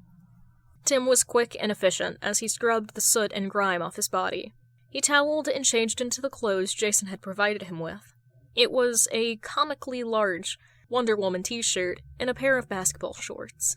Tim had to fold them over at the waist and pull the drawstrings tight to make them stay up. But there was nothing he could do about the length, as they reached his shins. Despite both his parents being fairly tall people, Tim was 5'5" on a good day. Once that was taken care of, he went back out to the kitchen to find Jason putting away the groceries, which must have arrived while Tim was still in the bathroom. "Wash and chop the vegetables while I cook the chicken," Jason ordered, pointing to the pile of onions, carrots, and celery. Tim rinsed the vegetables in the sink before grabbing the onion, carefully pulling off the peel in small strips. After a moment of intense concentration, Jason looked over at him and did a double take. "What the hell are you doing?" Tim looked down at the onion in his hands. "Peeling the onion?"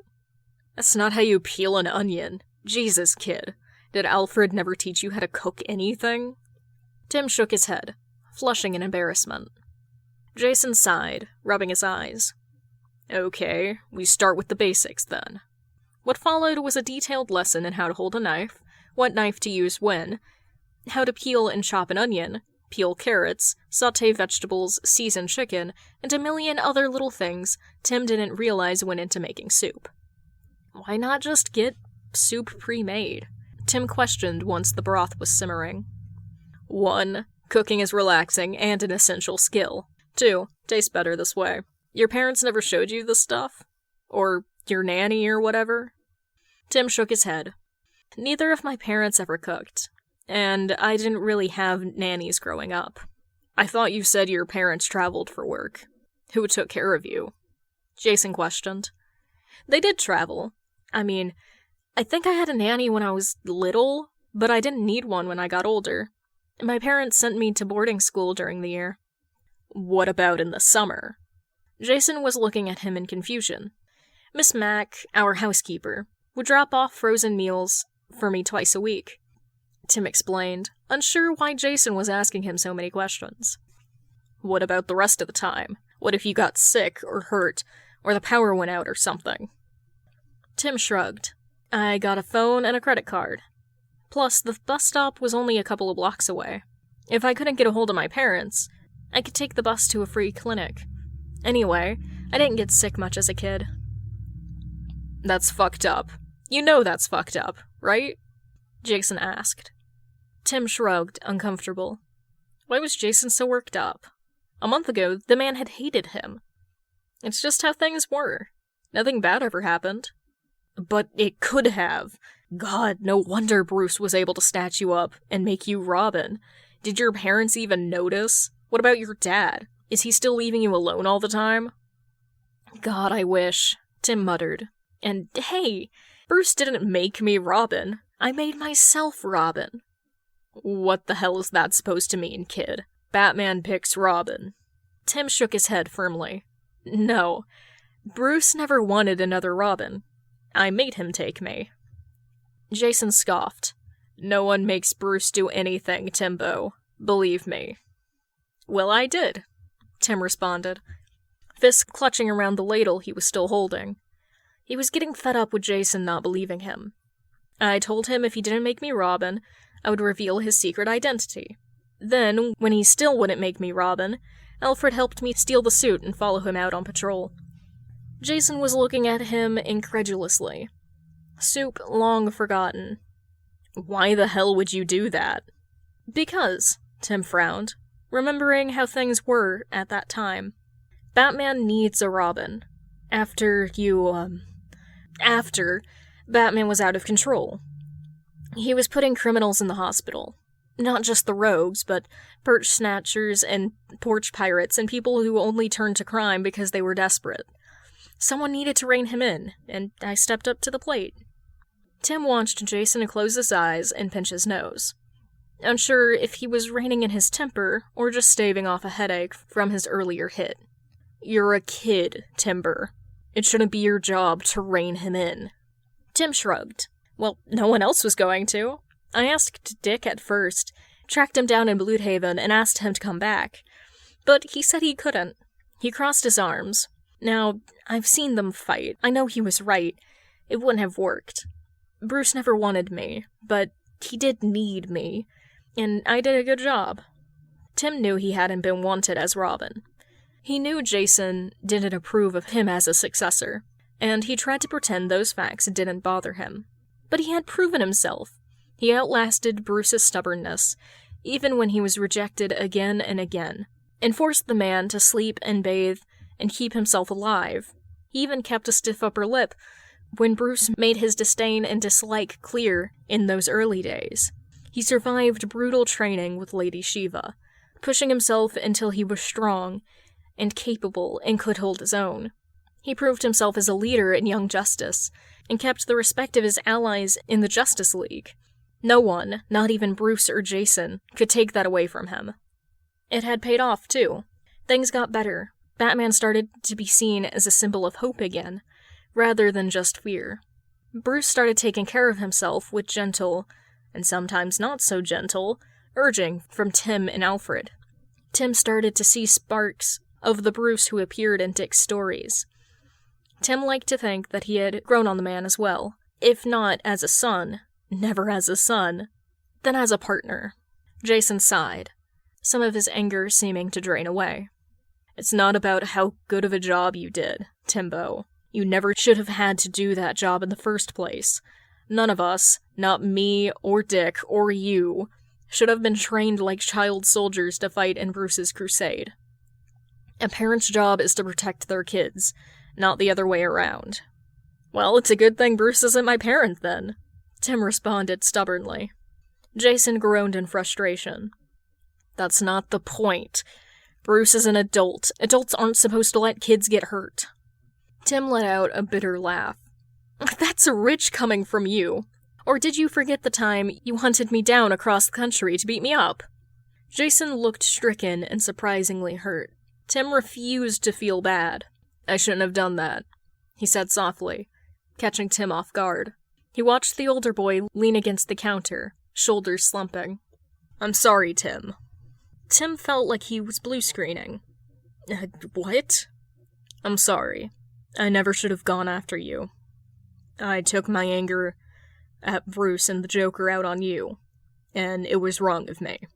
Jason turned to face him fully, shoulders pulling back as he met Tim's eye. You didn't deserve that. Tim had no idea how to respond. Jason was only a few years older than him, but he was still an adult, and adults didn't apologize to Tim. I forgive you? He didn't mean for it to come out as a question, but it did. Jason shook his head, sighing again. No, Tim, you don't have to forgive me. In fact, please don't forgive people who beat you up. Tim squared his shoulders stubbornly. Jason didn't get to tell him what to do. It's up to me, not you. If I say I forgive you, then I forgive you. Tim was surprised to find he meant it. He had always known Jason's actions weren't personal. Don't get him wrong. Being rejected and attacked by his former hero had hurt, but it had been more irritating than anything. He walked away with fairly mild injuries, all things considered, especially knowing what the Red Hood was capable of. Jason stared at him for a long moment. I'm not going to talk you out of this, am I? Nope, Tim responded, popping the pea. Jason looked down at the floor and rubbed his face, muttering something that sounded like, no preservation skills, before looking back up at Tim. Alright then, soup isn't going to finish itself. Pass me the noodles. Chapter 6. Cooking lessons with Tim continued, along with walking the kids home. By the end of the week, Jason had taught Tim how to make soup, roasted chicken, and lasagna. The plan this afternoon was to start on baking basics. Jason wasn't afraid to admit that the little shit had grown on him over the past couple of weeks. Despite his choices regarding nighttime activities, the kid was scary smart. Tim had solved a case that had stumped Jason for weeks the other night, as they waited for the lasagna to cool. When Jason had praised him for it, Tim had gone red as a tomato, mumbling about how it wasn't a big deal. It was oddly endearing. Jason made an effort to heap on the praise whenever possible. Clearly, it wasn't happening at home, and Bruce was helpless with words of affirmation. Jason had foregone showing up at the shelter this morning, choosing instead to sleep in. He had been out all night dealing with some of his men, who had been caught selling to kids and needed to be reminded of the rules, and felt he had earned a lie-in. Jason was no longer worried about trusting Steph and Tim around the younger kids, and they had both promised to avoid any more shortcuts on their way home, so he wasn't concerned with taking the day off. Jason had just gone to his favorite grocery store to pick up everything he needed for his lesson with Tim. He climbed the stairs to his apartment, whistling a tune, when he saw his front door. The security was disarmed.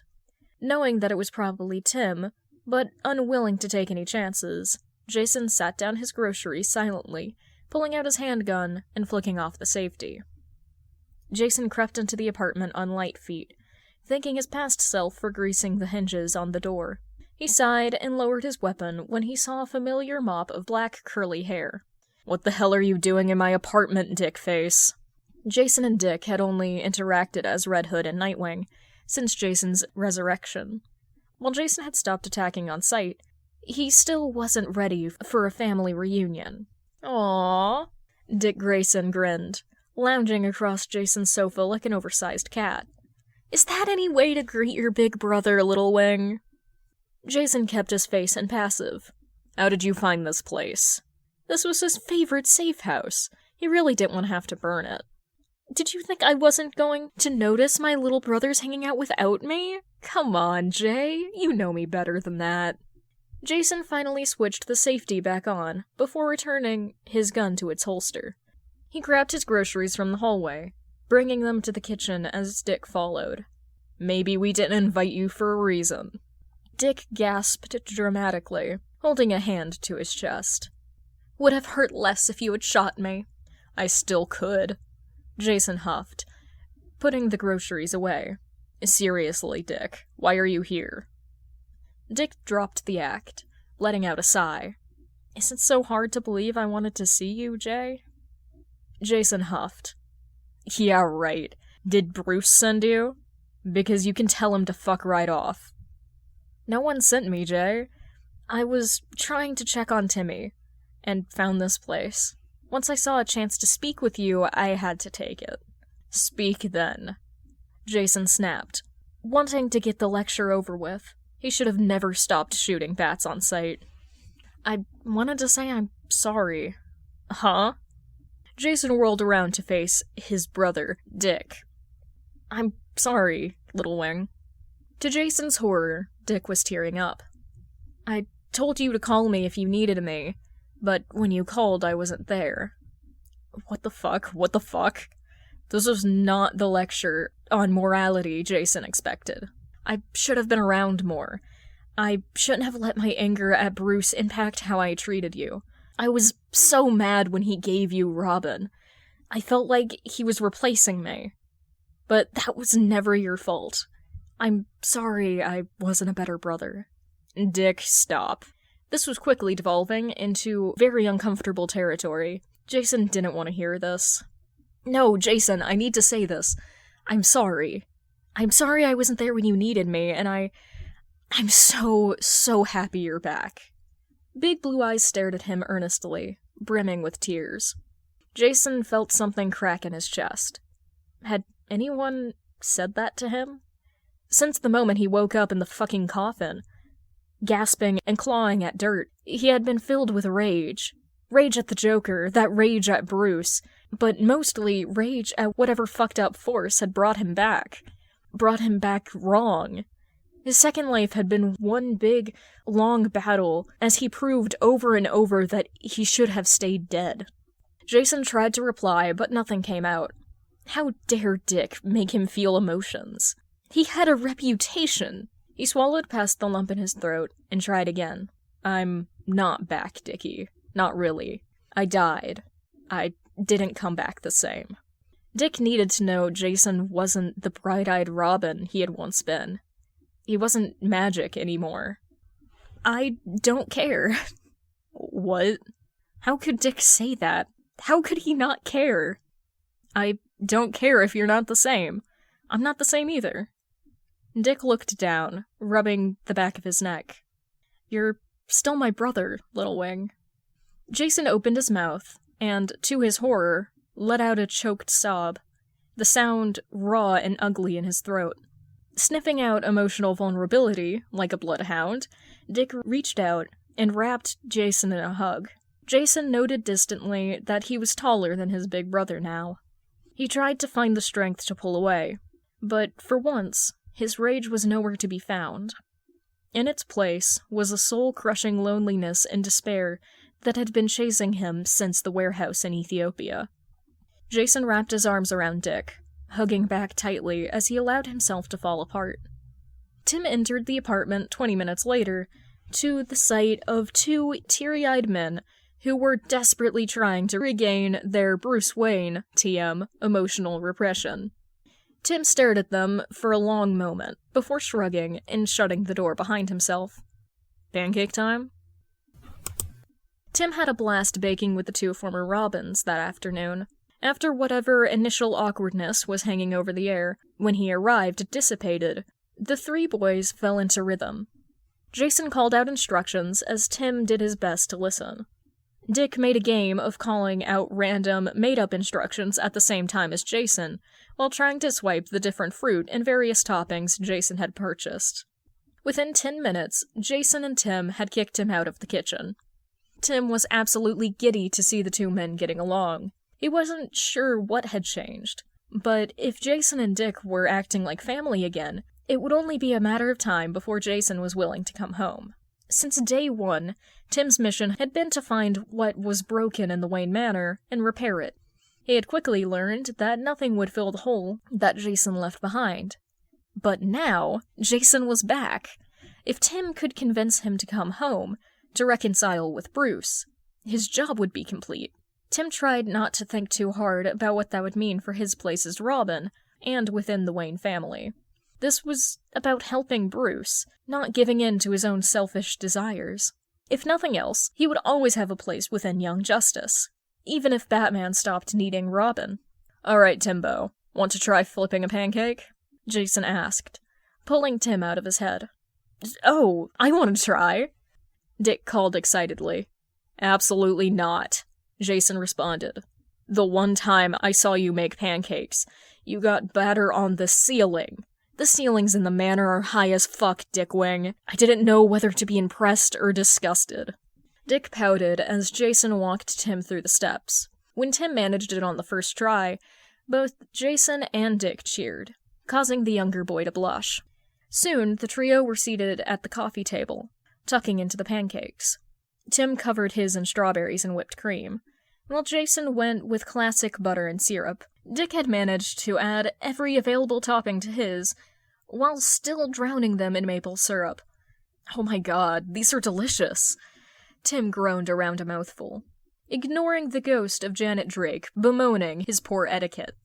"They're pretty damn good if I do say so myself," Jason agreed. "Little Wing, baby bird, these pancakes are to die for." Dick was already halfway through his plate, whipped cream on his nose. Tim was laughing at the older man's antics when his phone buzzed in his pocket. He pulled it out, frowning, when he saw it was his dad. He held up a finger, indicating for Jason and Dick to be quiet as he answered. He raised the phone to his ear.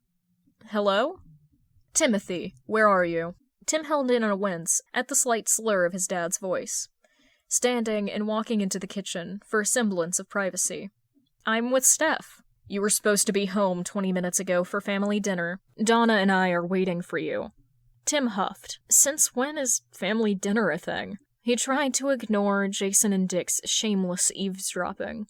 "I told you about these plans last week." "Dad, you didn't tell me we had plans. I'll head home now, okay? I can be there in 15 minutes.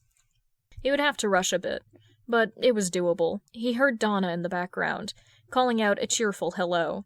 Jack grumbled, telling him to hurry home, and hanging up before Tim could reply.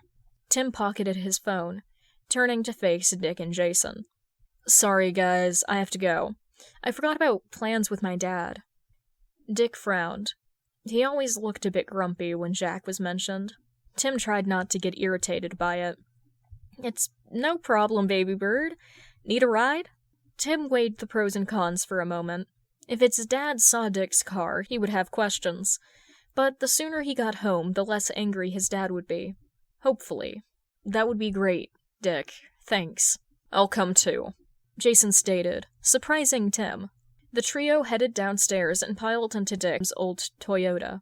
Tim sitting behind Dick so Jason could scooch his seat all the way back. Tim hoped he would be that tall someday, but it wasn't looking likely. "So, family dinner, huh, Tim Tam?" Jason asked casually. Tim nodded, fiddling with his phone. "Yeah, I forgot we had plans. His dad had probably told him last week." Tim misremembered their conversations all the time. "If you're late, is your old man gonna break your phone again?"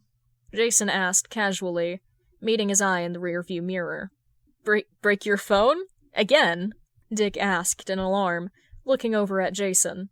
"Wow. Fuck you, Jason Todd." Tim felt his cheeks warm in embarrassment. "Shut up, Jason. It wasn't a big deal." "What wasn't a big deal?" Dick kept trying to glance back at Tim, but had to keep his eyes on the road. "My dad and I were arguing and he broke my phone. It wasn't on purpose." Jason turned fully in his seat, giving Tim an unimpressed look. "You said he put it in the garbage disposal." "Shut up!" Tim hissed again, giving an unrepentant Jason a harsh glare. If he had known Jason was a snitch, he would never have mentioned it. "You misunderstood." "Timmy, what were you and your dad fighting about? What happened?" Oh, great. Now Dick sounded all concerned. This is why Tim didn't tell him things. "It sounds bad out of context. I was out past curfew and not answering my phone, so my dad took it. It really wasn't a big deal." They were turning onto Tim's street. Dick pulled into a parking spot. "It doesn't sound great. Tim, I thought you said you and your dad were getting along better." Dick turned in his seat to face Tim more fully. "We are." Tim unbuckled. "But we won't be if I keep him waiting any longer. Thanks for the ride, Dick." Tim grabbed his stuff and climbed out of the car, ignoring Dick's calls for him to wait. He shot the two boys a wave and headed towards his building. After a long moment, he heard Dick's car start up and pull away. Jason, what the hell were you talking about?" Dick asked as soon as it became clear Tim wasn't going to come back and answer his questions. "Timbo's asshole dad put his phone in the garbage disposal after a fight. I overheard him telling Stephanie about it. She told me not to press him, but it isn't sitting right with me, Dick." Jason didn't feel bad about sharing the story. Tim needed more people to look out for him. Dick frowned, starting his car back up and pulling out onto the street. "Has he told you anything else?" Jason shook his head. "I've heard him mention arguments to Steph a few times, but nothing like that. Have you met the guy?" "A few times at galas and stuff, and when I helped Tim move back in with him. He was still in a wheelchair at that point, and couldn't help with moving. He was polite enough, but I know he wasn't thrilled about Tim living with us during his coma." Dick was frowning as he recalled the story. "What, he wanted the kid to go into foster care or something? What has B said?" Despite what Tim implied, and his own issues with Bruce, he knew his former father cared about the kid. "He's keeping an eye on it." Jason rolled his eyes, pulling a sigh from Dick. "He is, Jason, but there isn't a lot we can do when Tim never talks about his parents. We've been working with hunches and suspicion here. Until Tim comes to us, our hands are tied." "That's bullshit and you know it." Bruce Wayne was the most powerful man in Gotham, if not the whole country. If he wanted to make something happen, he would. A broken phone and some potential neglect that is no longer happening isn't enough proof, Jay. Dick sighed. "I don't like it any more than you do. All we can do is keep showing up to support Tim and hope he tells us if anything more is wrong." Dick parked his car outside of Jason's apartment. "Tim and I are patrolling together this weekend. I'll try and get more information, okay? I'm glad you told me about this." "Yeah, well," Jason unbuckled. "Someone has to look out for the kid. He clearly doesn't look out for himself." Dick's eyes softened, a smile pulling at his lips. "He's really grown on you, huh?" "Yeah," Jason agreed. "Like mold." He smirked as his comment pulled a surprised laugh from his brother. Jason climbed out of the car. "I'll see you later, Dickface." "Wait!" Jason turned back. Dick had an uncharacteristically nervous look on his face. "You'll let me know if you, have to leave town or anything, right?" Jason rolled his eyes, ignoring the warmth spreading in his chest at Dick's concern. "I'm not going anywhere, Dick. Now get lost." Dick grinned at the reassurance. "Bye, Jay." The older boy threw him a wave and drove away. Bonus chapter. Dick Grayson wasn't sure what to make of Jack Drake. When Tim had first shown up at the door of Dick's apartment, asking him to return as Robin, Dick's first thought had been, where the hell are this kid's parents? It was a question he found himself asking many times over the coming months. His first impression of Tim had been that the boy was too small. He would have guessed that he was around 10 or 11, not 13. Despite his small stature, Tim showed a remarkable amount of maturity and independence for his age. Sure, he could be naive at times, and had a general insensitivity that was typical of children his age, but this was overshadowed by his clear desire to do good and help others. Once Tim stepped into the role of Robin, Dick was determined to get things right this time. He had failed with Jason, too caught up in his own hurt feelings and bitterness towards Bruce to properly bond with his adoptive brother, until it was too late. So Dick made an effort, making the trips back to Gotham at least twice a month for shared patrols and training sessions. God knew the boy would need interactions with the hero community outside of Batman. As Bruce overcame the worst of his grief and began stepping back into the role of father and mentor, these visits extended into family dinners and movie nights. Dick quickly learned that Tim was extremely reluctant to spend time in the manor outside of vigilante work. Tim was much faster to accept invitations back to Dick's apartment, so brotherly bonding sessions began to take place in Bloodhaven. When he asked Tim where his parents thought he was during patrols or hangouts, Tim always gave a vague answer about knowing how to avoid his parents' notice. Dick thought it extremely strange that they hadn't noticed Tim leaving the house late at night or spending entire weekends in another city with a man 10 years older than him. Asking about it too much caused Tim to clam up or to lash out in equal parts, so Dick learned to leave it well enough alone. When Dick learned about the accident and that Tim would be moving into the manor as Bruce's foster son, he couldn't help but feel selfishly excited. Tim had seemed to thrive during his time in the manor. Like any good Robin, Tim had never had a problem disagreeing with Batman in the field, but he had always been extremely polite and reserved out of costume. Once he was under Bruce's care, Tim had started to really come out of his shell. He was less hesitant about sharing his opinions and preferences. He stopped questioning his place at what he deemed to be family events. It was good for Bruce as well. Dick's father figure had stopped drinking and was actually sleeping a normal amount again, even if it wasn't during normal hours.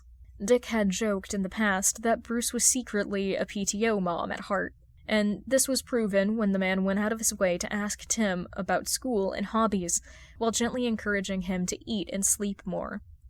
Dick was with Tim when the boy received the call that his father was awake. The two had been watching a movie in the manor's media room when Tim's phone lit up, Gotham General showing across the screen. Dick had paused the movie and watched in silent concern as Tim accepted the call, rapidly paling in response to whatever was said on the other line. Tim had reached out and gripped the sleeve of Dick's sweater tightly, asking clarifying questions that didn't make sense out of context. Dick remembered his concern growing at the action. While Tim was getting better at accepting physical affection, he rarely initiated it. After several long minutes, Tim thanked the other person and hung up, setting his phone in his lap. "My father's awake," Tim said, staring wide-eyed at the device. That was not what Dick was expecting to hear. From what he understood, Jack Drake's prognosis had not been good. In fact, Dick had half expected Tim to tell him that the man had finally passed away. Dick hurried to shove his own feelings aside to be examined at a later date. Or better yet, ignored entirely. Oh, that's great, Tim! The words seemed to snap Tim out of his shock. The younger boy released Dick's arm and jumped up, the movie long forgotten. It is! Of course it is! A slightly strained smile stretched across Tim's face. This is a miracle! I need to talk to Bruce and my caseworker. They said he'd be ready to come home in a month. I need to get the apartment ready. Tim paced as he talked, a slightly manic edge to his movements. Dick felt helpless as he watched Tim slip into planning mode. He couldn't help but think about the adoption papers he knew lay upstairs in Bruce's desk, no longer needed. Once Bruce was informed, he and Alfred insisted on handling all the preparations for Tim, encouraging him to spend his time visiting his father, and letting them get used to one another again. Alfred even managed to work his magic and convince Tim Drake to purchase Drake Manor, making Tim their immediate neighbor, rather than sending him back to the city. Bruce used his connections to make the place wheelchair accessible, and ready to move in by the time Jack was discharged. Now the day had finally come, and Dick was helping carry boxes into Tim's new home. Unlike Alfred and Bruce, Dick hadn't accompanied Tim to the hospital to visit Jack at any point, so today was his first impression outside of past interactions at social events. The frail man sitting in the wheelchair in front of him bore only a passing resemblance to the man who featured in pictures on Tim's dresser back in the manor. The stress of his coma, paired with the death of his wife, had aged him prematurely. Dick looked for signs of Tim in the man. He was clearly the source of Tim's dark hair, his blue eyes. Their mouths were the same shape, but while Tim's eyes were always sparkling, brimming with curiosity or excitement, Jack's were cold and flat in a way that made Dick shiver. Dick brushed off the feeling as he set down the boxes he was carrying and made his way over. "It's a pleasure to meet you, Mr. Drake." He gave his signature Grayson smile, which had charmed the paparazzi for years. "I'm Dick Grayson, Tim's foster brother." Dick reached out and shook Jack's hand. Jack grunted, not returning the smile, but giving a surprisingly firm handshake of his own. Tim hovered nearby, watching the interaction closely. "I hope Timothy didn't cause any trouble for you." Bruce chose that moment to walk in, carrying 2 boxes of his own. "Of course not." Brucey persona was firmly in place. "You've got a great kid here, Jack." Bruce set his boxes down and clapped Tim on the shoulder, causing Dick's brother to duck his head and blush. "Yes, well," Jack nodded. "My physical therapist, Donna, should be here soon. We would hate to keep you. Say goodbye to the Waynes, Timothy." Dick shared a look with Bruce at the clear dismissal. "Bye, Bruce. Thank you for everything." Tim leaned in as Bruce gave him a side hug. Jack watched the interaction with a frown. Dick made his way over, pulling his little brother into a hug of his own. "Let us know if you need anything, Timmy," Dick whispered, squeezing him extra tight. "B is right next door, and I can be here in 40 minutes if you call."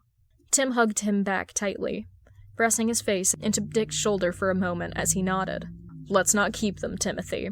I'm sure the Waynes have better things to do with their time," Jack said with a slight edge in his tone. Tim pulled back immediately, as Dick frowned at the man. "Right, sorry." Tim returned to his father's side. "I'll see you later, Dick." With a final wave, Dick and Bruce made their way back out to Bruce's car. They may technically be neighbors, but it was still a 5-minute drive from Wayne Manor to the newly dubbed Drake Manor. "I don't like him," Dick stated as soon as their doors were shut. Bruce sighed. "Dick, you hardly know the man. I'm sure he's stressed out and wants to spend time alone with Tim." "Never seemed to do that in the past," he grumbled. "Look, chum, I know you liked having Tim around. I did too, but we can't let our feelings get in the way of Tim bonding with his father. He'll still come over for patrols. Try not to be too jealous." Dick felt irritation bubble up in his throat. Leave it to Bruce to get the totally wrong impression. "I'm not jealous, Bruce. I'm concerned. Jack never bothered with Tim before." "But he is now," Bruce countered. "Obviously, circumstances aren't ideal, but this is a really good opportunity for Tim. We have to trust if something goes wrong, he'll tell us. Dick sighed. Maybe you're right. But could they really trust Tim to come to them? 3 months later, Tim had moved back to the city and stopped his visits to Blue Haven altogether. 6 months later, as Dick took in his little brother's dislocated shoulder and heartbroken expression, he regretted not trusting his gut. Chapter 8. Tim entered his apartment after Dick dropped him off, feeling annoyed with everyone. He never should have mentioned the phone thing in front of Jason. At the time, he thought the guy was only one step away from hating him. He hadn't imagined he would go and tell Dick. And to think he was excited about them getting along. "Hello, Tim!" Donna smiled warmly from her place on the couch with Jack. "Was that Dick Grayson I saw dropping you off?" "So much for Dad not knowing." Jack's head snapped up, a frown clear on his face. Tim held in a sigh, noting that Jack was holding a drink again. "Hey, Donna, yeah, he saw me walking and offered a ride. Nice, huh?" "Oh, that's lovely." His father's girlfriend smiled. "You must miss seeing the Waynes. It was so kind of Mr. Wayne to take you in." "Enough about the Waynes." Jack stood, heading towards the dining room. "I'm hungry. We've been waiting for almost an hour." Dinner was a tense affair. Tim wasn't very hungry, the pancakes from earlier sitting heavy in his stomach, as he was crushed by the strained atmosphere. Donna attempted to start conversation several times, but even her natural cheer was strained by Jack's glower. Tim did his best to meet her halfway, ignoring his dad's bad attitude. "So, Tim, your dad was telling me he wants to take you to a Knights game. Wouldn't that be fun?" Donna smiled at Jack, placing a hand on his arm. "Yeah." Tim looked at Jack, forcing a smile. "Sounds really nice, Dad. When were you thinking?" Jack just grunted in response. Tim's smile dropped. Donna glanced between the two before sitting back, placing her napkin on the table. "Well, I don't know about you two, but I am absolutely wiped." Her cheery tone had taken on a slightly forced quality. "I should probably head home. I have an early shift at the hospital tomorrow." Donna leaned over, kissing Jack on the cheek. "I'll see you tomorrow, dear."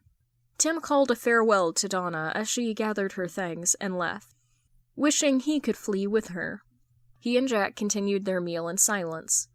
Whenever Tim glanced up at his father, Jack was staring sullenly down at his plate, pushing the food around. Tim searched for a way to break the tense silence. "Well, here goes nothing. So, I've been trying to learn how to cook. I was thinking I could make us pancakes in the morning," Tim offered, chewing his lip nervously. "Why were you in Dick Grayson's car?" Jack ignored his comment completely. Tim frowned. "I told you. He saw me walking and offered a ride. It would have been rude to say no." Jack scoffed. "Ah, sure. You were just being polite. Not like you've ever had a problem being rude at home.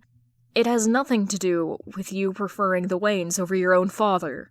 Tim sighed, feeling a wave of exhaustion hit him.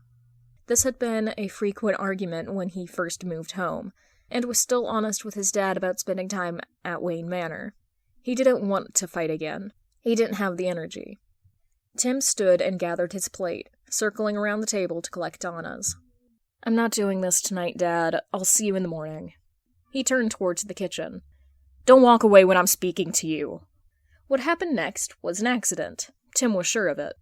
Jack grabbed Tim's upper arm harshly, right as Tim went to take a step. The grip on his upper body threw off Tim's balance, causing him to overcorrect and trip over his own feet. As Tim fell towards the ground, Jack maintained his hold on Tim's arm. A loud pop filled Tim's ears, followed by the crash of ceramics shattering against the hardwood floor. Jack finally released Tim, and he landed in a pile of broken plates. Tim let out a cry of surprise, as sharp shards dug into his skin. A blinding pain shot through his arm as he rolled over onto his back, cradling it to his chest with a grimace. "Oh my God, Tim!" Jack knelt down, eyes wide as his hands hovered over Tim. I'm sorry, I tried to catch you. You tripped." Tim tried to breathe through the pain as Jack helped him into a sitting position. "Stay here. I'll grab the broom and first aid kit." Jack ran into the kitchen. When his father ran back, Tim was already making his way to his feet. Jack continued with his string of apologies. Tim clenched his teeth. "It's fine, Dad." He ground out, just wanting the night to be done. "I'm okay. Your cheek is bleeding." Jack looked panicked as he continued to hover uselessly. Tim tried to rein in his anger, which was worsened by the pain. "I said I'm fine. I'll put a Band-Aid on it or something. Can you just clean this up? I want to go to bed." Tim's tone was harsher than he would usually get away with, but Jack didn't seem to notice. "Right, of course. You should get some rest. We can talk about it in the morning." Jack started pushing at the mess on the floor with a broom, clearly not knowing what he was doing. Tim held back tears as he made his way upstairs, breathing deeply. He had tripped. It was an accident. Jack hadn't meant to hurt him. Tim was clumsy.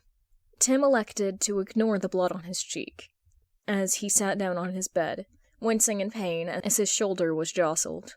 Now that his head was clearing, it was obvious his shoulder was dislocated.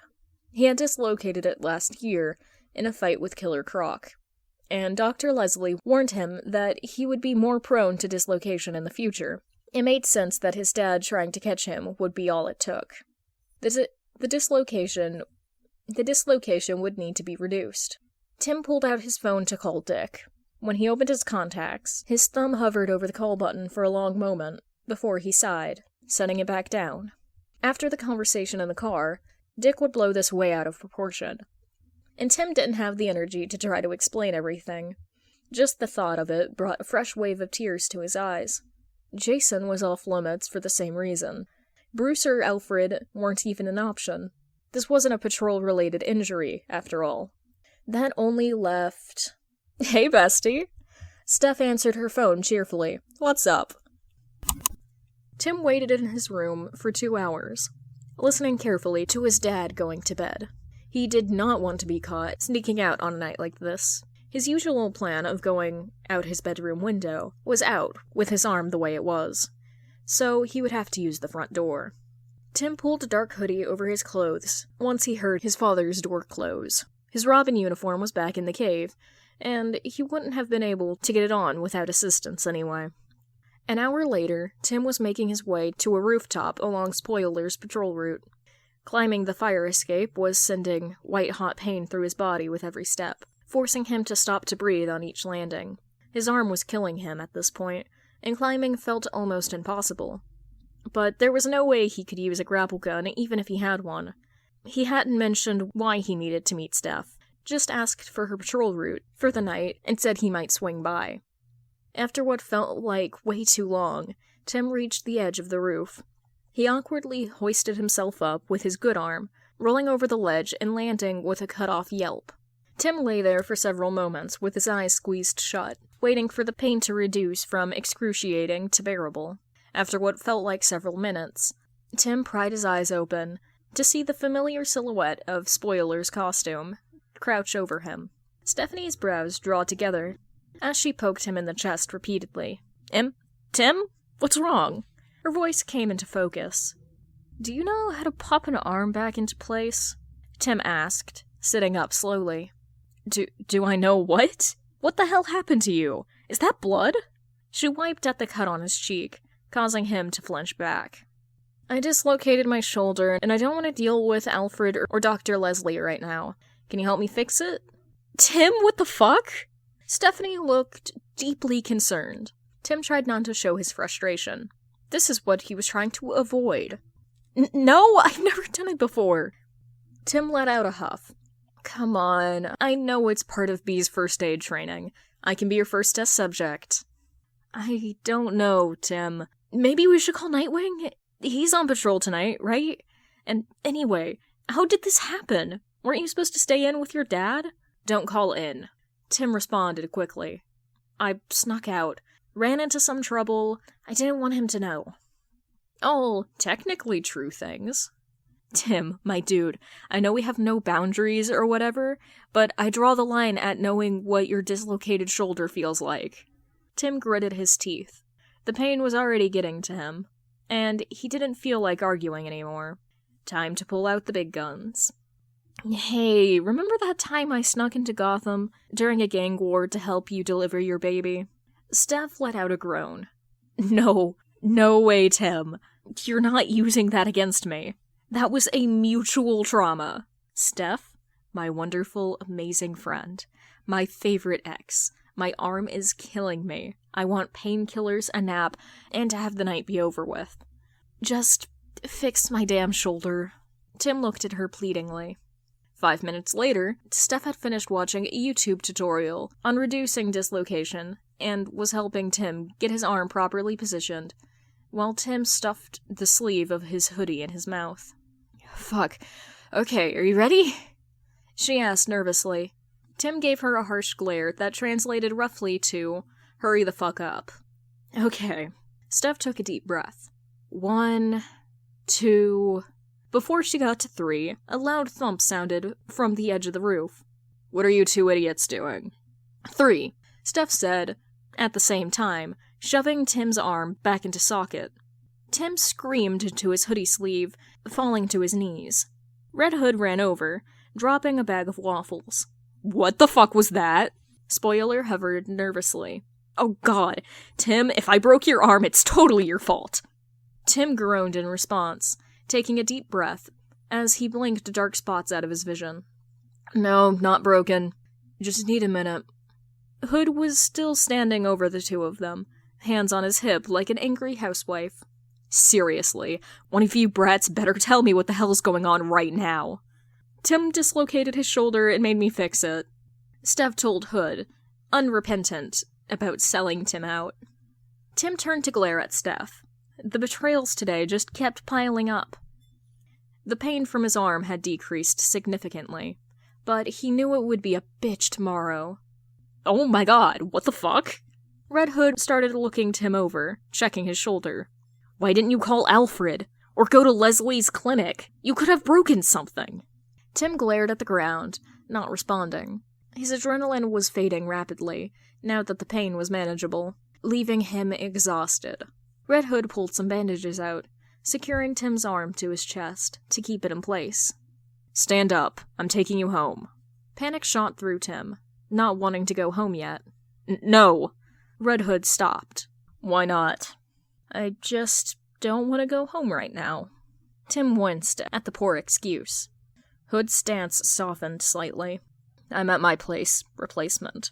I wouldn't make you go home. S. You good if we postpone our waffle date? Spoiler nodded, still looking guilty as she hovered over Tim. Yeah, just remember you're paying this week. Hood laughed. Sure thing, kid. You ready to go? Tim nodded. He knew he should go home before his dad noticed he was missing, but the warm, welcoming atmosphere of Jason's place sounded too hard to resist right now. He just wanted to sleep. Okay, I'm gonna take you on my grapple. I'll hold on to you, but try not to squirm too much. Okay? Okay. Tim tugged his hoodie up and wrapped his good arm around Hood's neck, while Hood wrapped his arm around his waist. Soon, they were flying through the air of Gotham. Jason took his time getting the replacement back to his apartment. Calling it a safe house wasn't very accurate at this point, considering he regularly had guests, had actually bought furniture, and stayed there more days than not. Tim was uncharacteristically quiet when they arrived. Jason deposited the kid on his couch and went to retrieve some painkillers and water. Tim accepted them gratefully.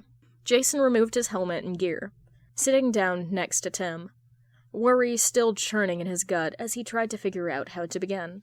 So, you want to tell me what happened? Okay, the blunt approach. Tim stared down at his hands, picking at his cuticles. Nothing. Jason took the kid's hands, inspecting them. You have glass in your hands, baby bird. A snack glass. He mumbled, trying to pull them away. Jason tutted and went to get his first aid kit. Tim sat still, as Jason took his hands and carefully began picking out the shards with tweezers. He inspected one closely, realizing Tim was right. It wasn't glass. It was some type of ceramic. Jason watched the kid carefully. He looked like shit. His eyes were glassy and red, and he had a cut slicing across his cheek. Jason made a note to clean that as well. Tim hardly flinched as Jason started cleaning and bandaging his hands, even though the rubbing alcohol had to sting. "Tim?" Jason asked as he replaced the bandages, stabilizing Tim's arm with a sling. "Hmm?" The younger boy didn't look up. "You gotta give me something to work with here, kid. I saw you 6 hours ago and you were fine. What happened?" Jason's concern grew as Tim continued to stare at his feet, not blinking. Tim didn't respond to the question, just sinking further into himself. Jason shook his good shoulder gently, watching as Tim swayed with the movement. "You feeling okay, Timbo?" Tim gave a small nod, but otherwise didn't respond or move from his position. Jason took his free hand, now wrapped in bandages. He winced at the icy feeling of Tim's fingers, giving them a squeeze. Jason sighed and fished out his phone with the other hand. "All right, I'm gonna get some backup, okay? You wait here." Jason tucked a blanket around the unresponsive Robin. Walking into the kitchen, Jason dialed one of the only numbers on his phone. He let out a sigh of relief when the line connected. "Hey, Wing, you there?" "Yeah?" He heard a couple of grunts and thuds. "Kinda in the middle of something." A gunshot followed by the familiar crackle of an eskrima stick. "You need something?" "Have you ever seen Tim disassociate before?" Jason glanced into his living room, confirming that Tim hadn't moved. "Uh-huh? Give me a minute, okay?" Jason listened as the fight went on for another minute or two, before Dick reconnected, sounding slightly breathless. "Okay, what's wrong with Tim?" "He's currently on my couch. Seems pretty checked out. I found him on a rooftop getting first aid from Spoiler." "Shit! He didn't say he was patrolling today." "Okay, I'm coming over. Is he responding at all?" "Stopped talking a couple of minutes ago." Jason glanced over to see Tim had laid down and curled up into a ball. "He wasn't on patrol. He's still wearing his clothes from earlier. He's really out of it, Wing." "Just keep him comfortable. Keep talking to him. I should be there in about..." Jason heard a rustling sound. 9 minutes. "Okay, I'll see you soon." Jason hung up, heading back into the living room. He sat down on the floor by the couch, hesitating before taking Tim's hand again. He really wasn't cut out for this. "Dick Face is on his way, baby bird. Think you can squeeze my hand?" Tim's icy fingers gave a slight squeeze, but he otherwise didn't respond. Jason was out of his element. He was no stranger to panic attacks, but disassociation was a different territory, and he wasn't exactly a warm, comforting presence. "So, Dick told me to keep talking to you. Remember that case you helped me with the other day? The missing sex workers? Well, I caught the guy, thanks to you." Jason squeezed his hand again. "He won't hurt anyone again." Jason started explaining some of his other cases, asking for Tim's opinions on certain details. Tim seemed to slowly gain awareness of Jason's talking, blinking more regularly, and squeezing Jason's hand whenever he was prompted. It only took Nightwing 7 minutes to arrive, rather than 9. Nightwing slid open his window and squeezed through the small gap, using his freaky acrobat skills. Show off? He latched the window behind him and pulled his domino mask off, making his way over to the couch. "Hey, Timmy! Sounds like you had a rough night." Tim peeled his eyes away from his hand, glancing at Dick, who crouched next to Jason, before his gaze drifted down again. Dick pulled out a brightly colored piece of candy from his utility belt, unwrapping it. "You think you can eat this, buddy?" Tim nodded, but made no move to take the candy. Dick gave him a small, sad smile and reached up, placing the candy in Tim's mouth. After a minute, Tim made a harsh face, blinking rapidly and coughing while his eyes watered. "That's awful." Jason let out a sigh of relief when the kid spoke for the first time in nearly 15 minutes. "Citric acid. Works every time." Dick smiled apologetically, rubbing circles into Tim's back. "You were pretty out of it this time." Tim sighed, rubbing his eyes. "I'm sorry." "Don't apologize, Timbit." Jason finally rose from his crouched position, wincing as his knees popped. "That happen often?" Tim shrugged. "It's not usually this bad." Dick took a seat next to Tim on the couch, guiding Tim to lean into his side. "Do you know what triggered it?" "It's just been a long day." Tim yawned, eyelids drooping. Jason glanced at his clock.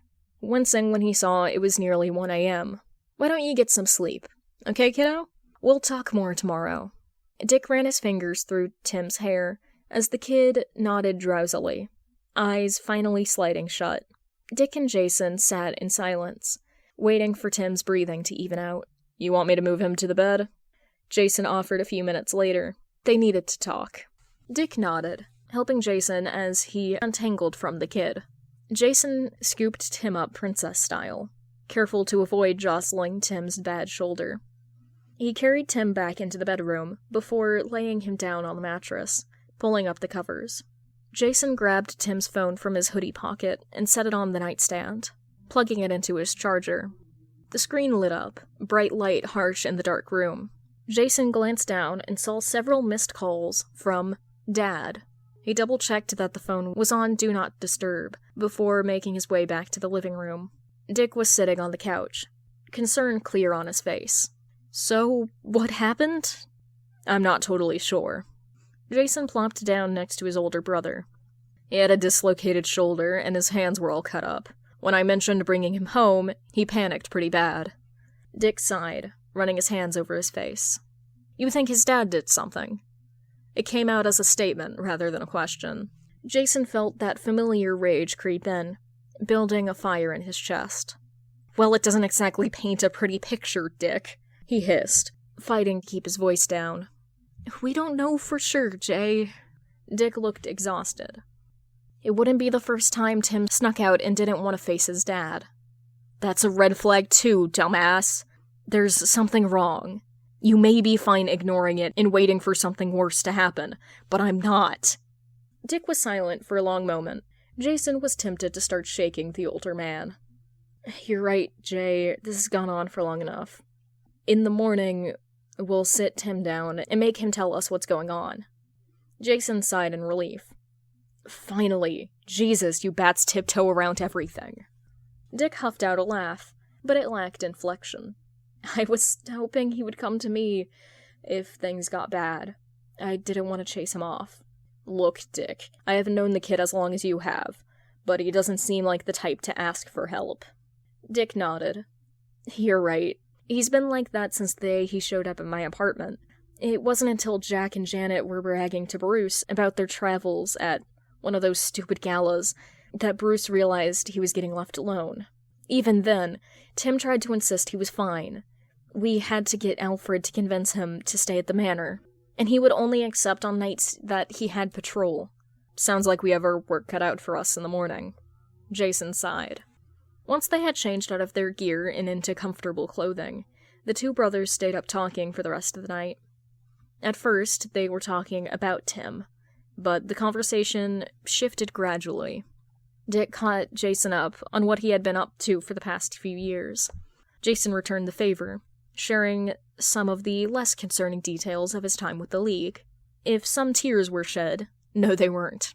The two were on the couch in silence, blinking sleepily and watching TV, as the sun started to rise. Jason had put on the BBC's Pride and Prejudice miniseries. Dick, who lacked taste, had bitched and moaned about the choice, but Jason refused to budge.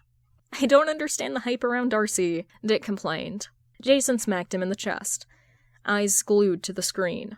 "Don't talk shit about my man." Dick's phone started to ring, cutting them off before an argument could begin. He pulled it out and frowned at the screen. "It's Jack Drake." "Shit." Jason sat up, pausing the TV. "Put it on speaker." "Fine, but you gotta stay quiet. Got it?" Dick commanded. Jason mimed, zipping his lips shut, and Dick accepted the call. Chapter 9. Tim woke up slowly that morning. Several times throughout the night, he was woken by dreams he couldn't remember properly, feeling frightened and upset, but too groggy to wake up fully. In the end, it was the pain in his shoulder that pulled him fully into wakefulness. Once he was sure he was awake, and not stuck in another dream, he climbed out of bed to hunt for more Advil. Judging by the sound coming from the living room, Jason and Dick were up too. Tim didn't particularly want to face them, but he couldn't keep ignoring his arm. Tim wished he was given a few peaceful moments before he remembered the events of the previous night, but he wasn't that lucky. Thoughts and concerns about his dad, His encounter with Steph, and the questions he would face from Dick and Jason, plagued his mind all through the night, as he floated between stages of sleep. Now that he was awake, anxiety buzzed through his system, sitting like a heavy stone in his stomach. When he heard his dad's name from the living room, any remaining grogginess disappeared. Jason had left his door cracked open, so it was easy to hover and listen in as Dick answered the phone. "Hello?" Dick's voice was scratchy, as if he was just waking up. "Mr. Grayson, this is Jack Drake. Have you heard from Timothy?" Tim flinched as his dad's tinny voice filled the living room. Damn, he sounded worried. Tim had been banking on his dad not checking his room before leaving for the day. "Tim? No, I haven't." Dick sounded more alert now. "Is everything okay?" "No, I don't think it is. I'm worried he's run away." "Wait, what? What the hell? What? Why do you say that?" Concern filled Dick's tone. "When you dropped him off, he was acting really erratic. He had tried to pick a fight during dinner, so I sent him to his room." "That wasn't what happened. What the hell was his dad saying?" "Then, when I went to check on him before bed, he was gone. His backpack is missing, and his phone and wallet are gone, too." Tim didn't remember grabbing his backpack, but maybe he'd forgotten it on the roof with Steph. "I don't mean to involve you, but I've been worried about Timothy for a while now. He's been sneaking out, keeping secrets. Then, last week..." Jack sighed over the line. "I found drugs in his room." Tim went cold. He had never done drugs in his life. What was his dad saying? The living room stayed silent for a long moment. "You're saying Tim's doing drugs?" Dick finally asked. Oh fuck, did Dick believe his dad? Tim felt his breathing starting to pick up. "I don't know what he's doing.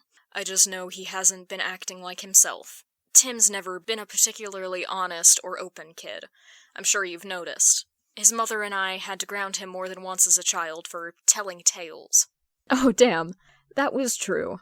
Tim did lie. He would sneak out, skip school, pretend to be sick.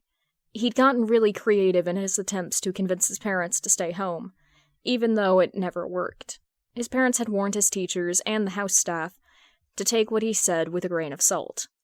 And he'd never stopped, not really. Once he became Robin, he had kept up with the same lies. His only saving grace was that his parents hadn't cared to discover the truth, satisfied with punishing him when he was caught in a lie and not looking any further. And now Dick and Jason would know that he was a liar. They'd know that Tim was so starved for attention that he would make anything up. His refusal to tell them how he'd gotten hurt last night just made him look more suspicious. Tim noted distantly that his breath was coming in short, harsh pants as he gripped the doorframe with sweaty hands. "It's been worse lately. He's been acting disrespectful, picking fights with me and Donna. I never know who he's with or what he's doing. He refuses to tell me." Jack sounded defeated and overwhelmed as he painted his picture. Poor, overworked father with a rebellious son. That does sound concerning. Dick agreed. Tim felt tears gather in his eyes. He needed to get out of here. He started looking around the room for his phone and wallet, which he grabbed from the nightstand. "You said you checked on him last night?" Tim heard Dick ask, as he returned to his post by the door. "That's right." Jack agreed. "I wanted to give him some time to cool down after he broke some plates at dinner. When I went up to check on him, he was gone." "So you're saying your 15-year-old son has been gone for at least 20 hours, and you're just now searching? Why haven't you called the police?" Why would Dick want Jack to call the police? Tim paused again, listening for his father's response. Jack was quiet for a long moment. "I wanted to give him time to return. I don't think the police need to be involved over some silly teenage rebellion. If he isn't with you, he's probably with that Stephanie girl." "I thought you didn't know where he was." Dick's voice had taken on a cold tone. "I don't. I'm just guessing. Look, Mr. Grayson, if Timothy isn't with you, then I'll get back to searching. Just let me know if you hear from him." The irritation that filled Jack's voice sent a shiver down Tim's spine. "I'll be sure to do that, Jack. In fact, I'll pass on your concern to my father as well. I'm sure he'll want to hear what you've got to say about Tim." Oh God, please don't call Bruce. Tim would rather die than have him hear all of that. Thanks for the call. Dick hung up. Panicked, Tim hurried into the living room. Jason was pacing behind the couch, while Dick sat glaring at his phone. Please don't call Bruce, Tim begged. Dick's head shot up, and Jason turned to face him. Ah, Tim, you're awake. Jason started over towards him. Tim pushed past Jason until he was standing in front of Dick. You don't need to call Bruce, he said in a rush. I'm not on drugs, I swear. I don't even know why I didn't fight with my dad. Well, I did, but it's not like he said. Tim felt his breath come out faster and faster as he tripped over his words. I lied, but not about that. I don't know why he would... Tim was gasping at this point, tears finally overflowing onto his burning cheeks. He was overheating, still wearing his thick hoodie from last night. Hey, Timmy, it's okay. Dick stood, pulling Tim into a hug. Tim stood there stiffly as Dick rubbed circles into his back. I believe you. The words sent a wave of relief through Tim. You do? Tim hiccuped, leaning into Dick slightly. Of course I do, Dick reassured him. Jason does too. Tim relaxed into the older man fully, sobs tearing out of his throat, as the events of the last 24 hours crashed into him. He hadn't realized how much he needed to hear those words. Dick continued to rub his back, whispering soft reassurances. He heard Jason moving around in the kitchen. After a few moments, Tim felt himself calm down enough to talk. I don't know why you would say all of that. Tim sniffled. I swear, I don't have any drugs. He's trying to make you sound crazy, Jason stated bluntly, returning with a glass of water. Here, drink this. Tim took the glass in shaking hands, as Dick guided him down to sit on the couch. Tim sipped at the water, mulling over Jason's words. Why would he want to make me sound crazy? It's a technique for abusers. Jason sat beside Tim. The older boy had his fist clenched tightly, expression hard. Tim almost dropped his water. My dad isn't an abuser. Why would you even say that? He felt his body tense up at the accusation. He knew things weren't great with his dad. His early childhood had certainly been marked by neglect, but not that. Dick resumed his circles on Tim's back, sitting down on Tim's other side, so the younger boy was wedged safely between the older two. Tim, how did you dislocate your shoulder? I tripped. Tim responded stiffly. Did your dad tell you to say that? Jason asked. No, Tim nearly shouted, tears of frustration building up again. They were getting this all wrong. It wasn't like that. Tim felt like he was suffocating as he fought through the accusations.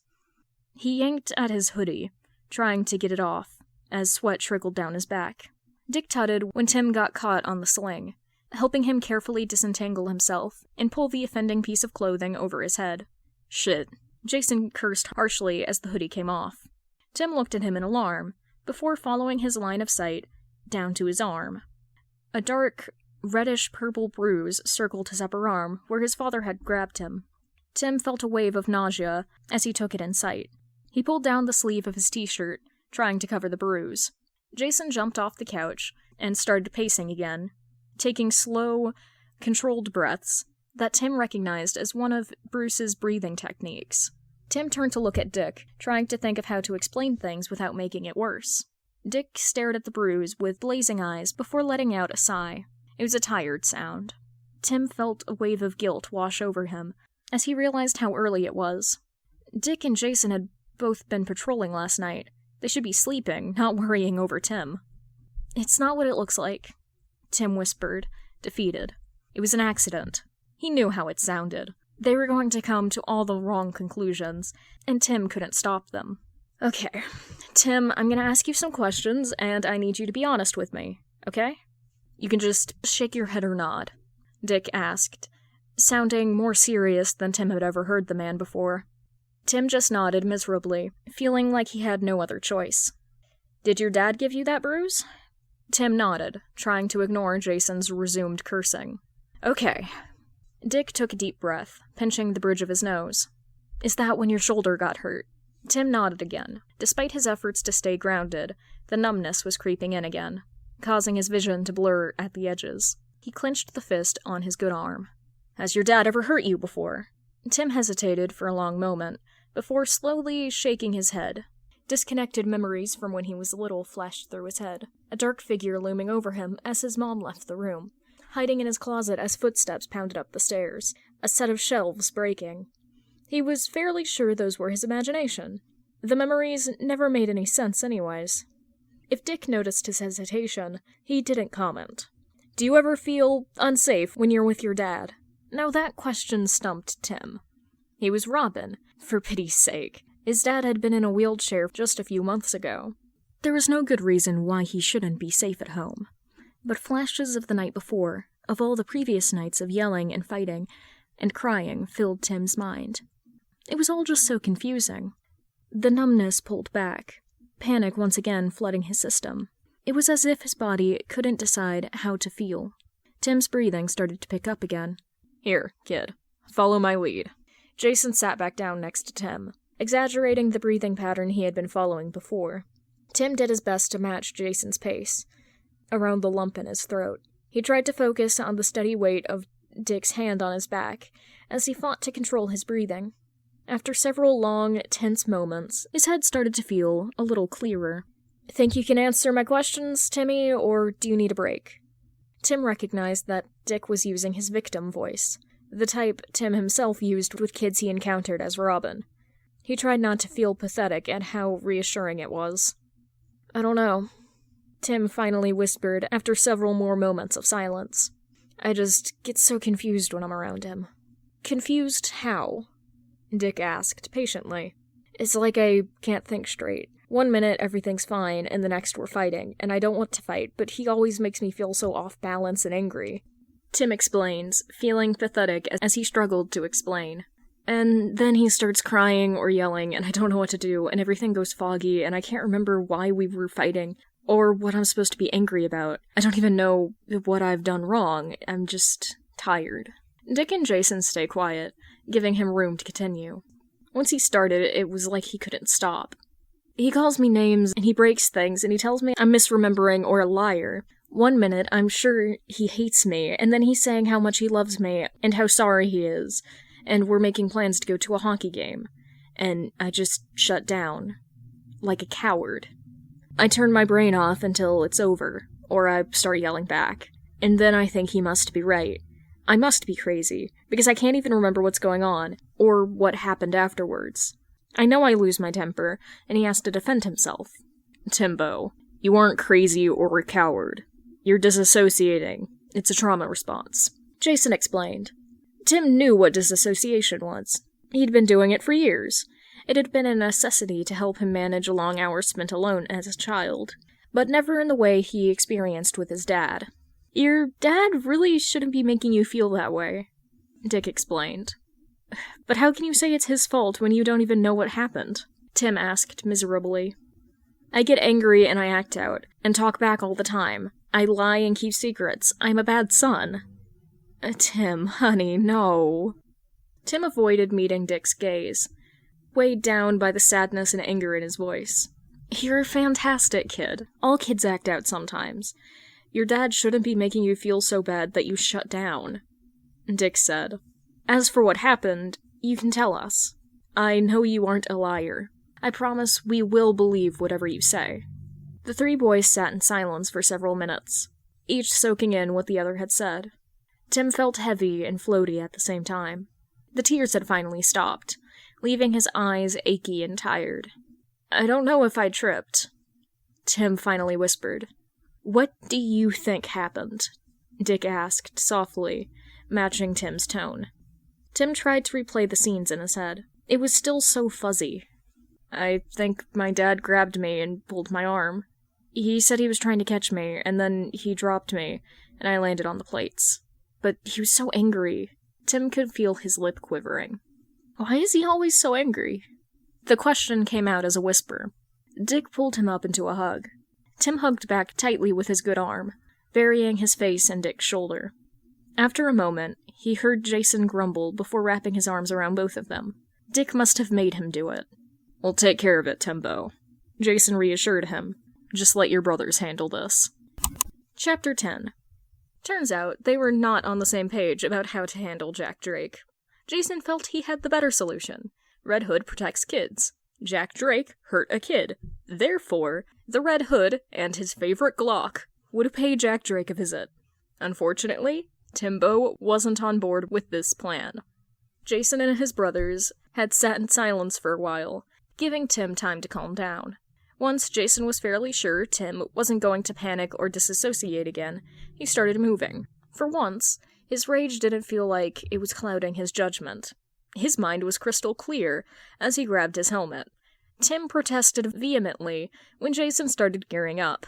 Jason was prepared to ignore him until he saw those damn puppy dog eyes. To make it worse, the kid didn't even appear to be trying this time. Tim, he hurt you. He's been gaslighting you, and telling people you're crazy. Let me take out his kneecaps. Jason grabbed his jacket. I still don't know what happened for sure. It might have been an accident. Tim insisted, turning to Dick. Tell him, Dick. He can't go after my dad. Jason wasn't sure why Tim expected Dick to be the voice of reason. The guy basically invented crashing out. Dick kept his arm wrapped firmly around Tim's shoulders. That bruise is no accident, Timmy. Tim stared at Dick for a long moment, before seemingly accepting that he wouldn't find an ally in his brother. He turned back to Jason, clearly switching tactics. Hey, remember that time you tried to kill me? Dick let out a choked noise at the casual statement. No.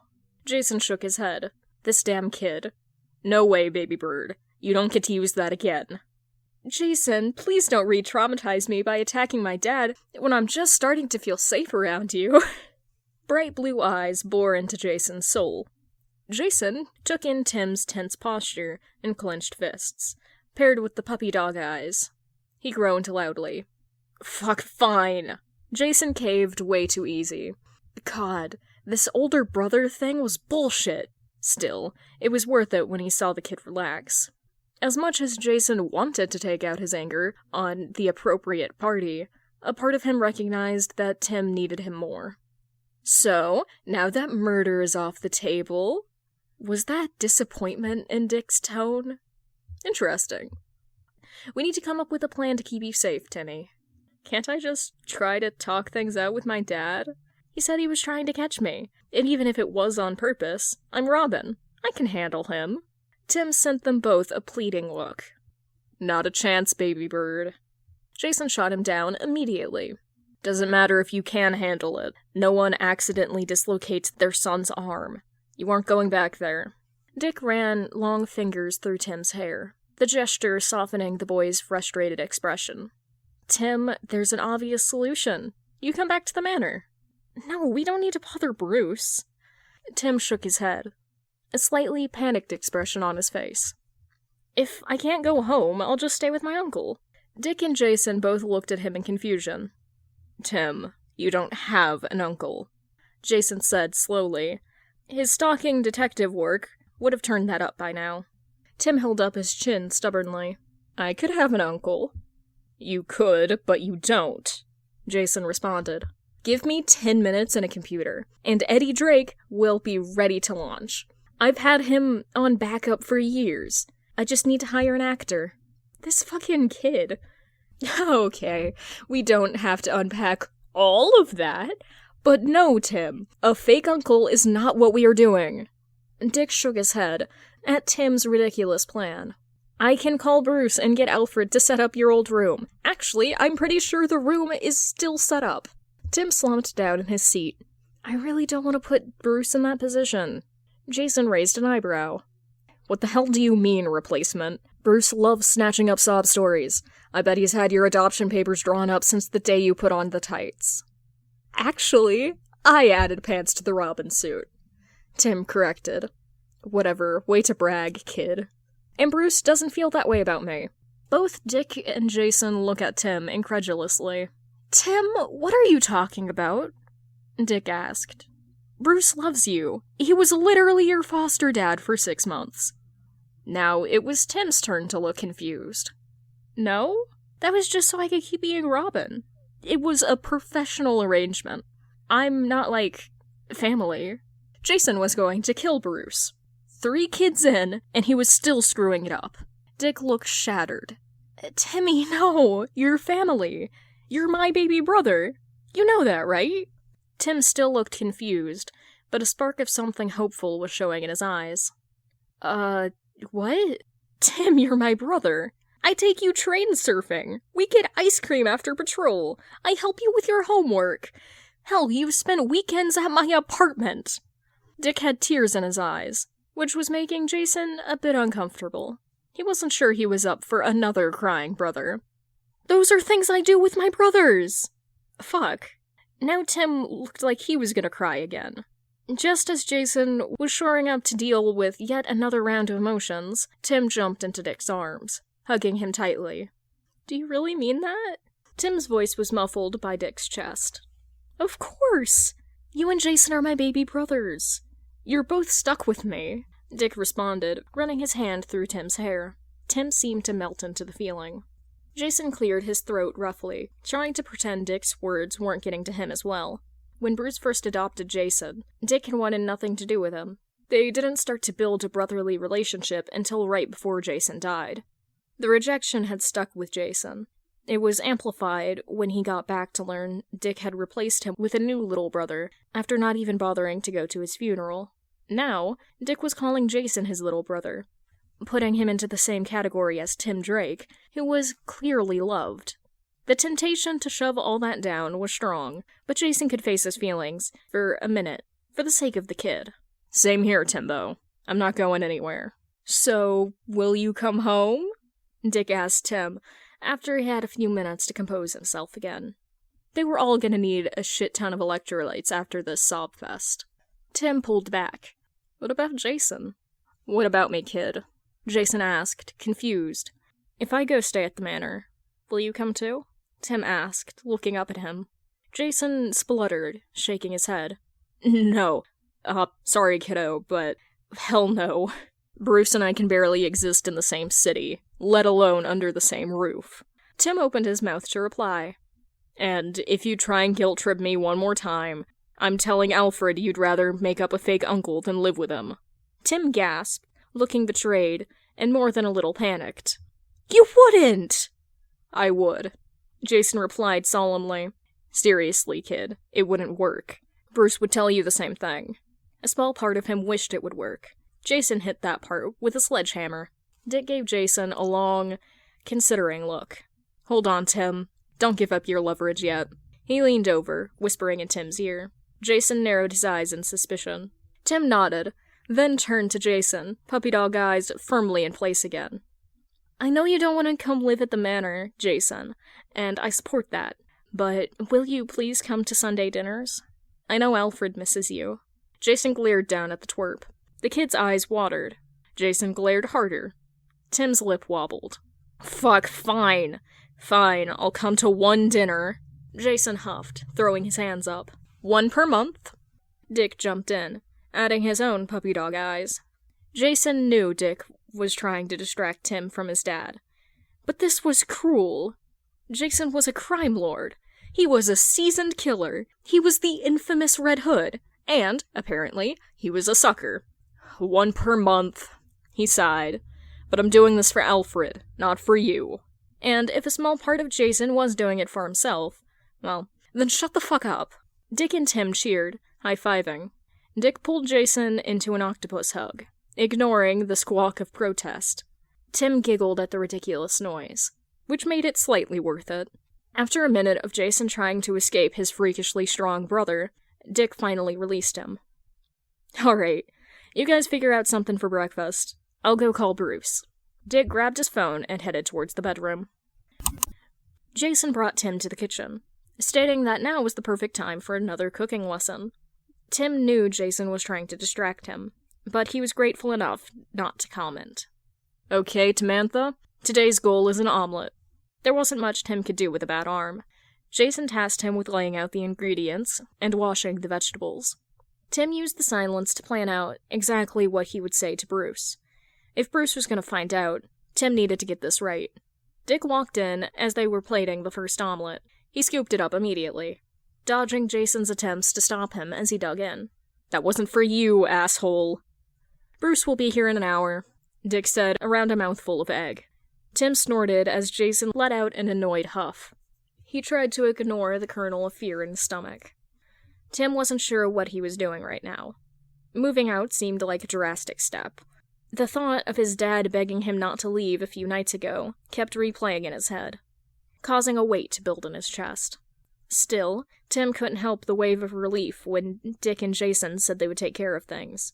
Living at the manor had been so easy. Sure, Bruce had been a broody bastard, but Tim never felt the same confusing uncertainty in Wade Manor that he did living with his father.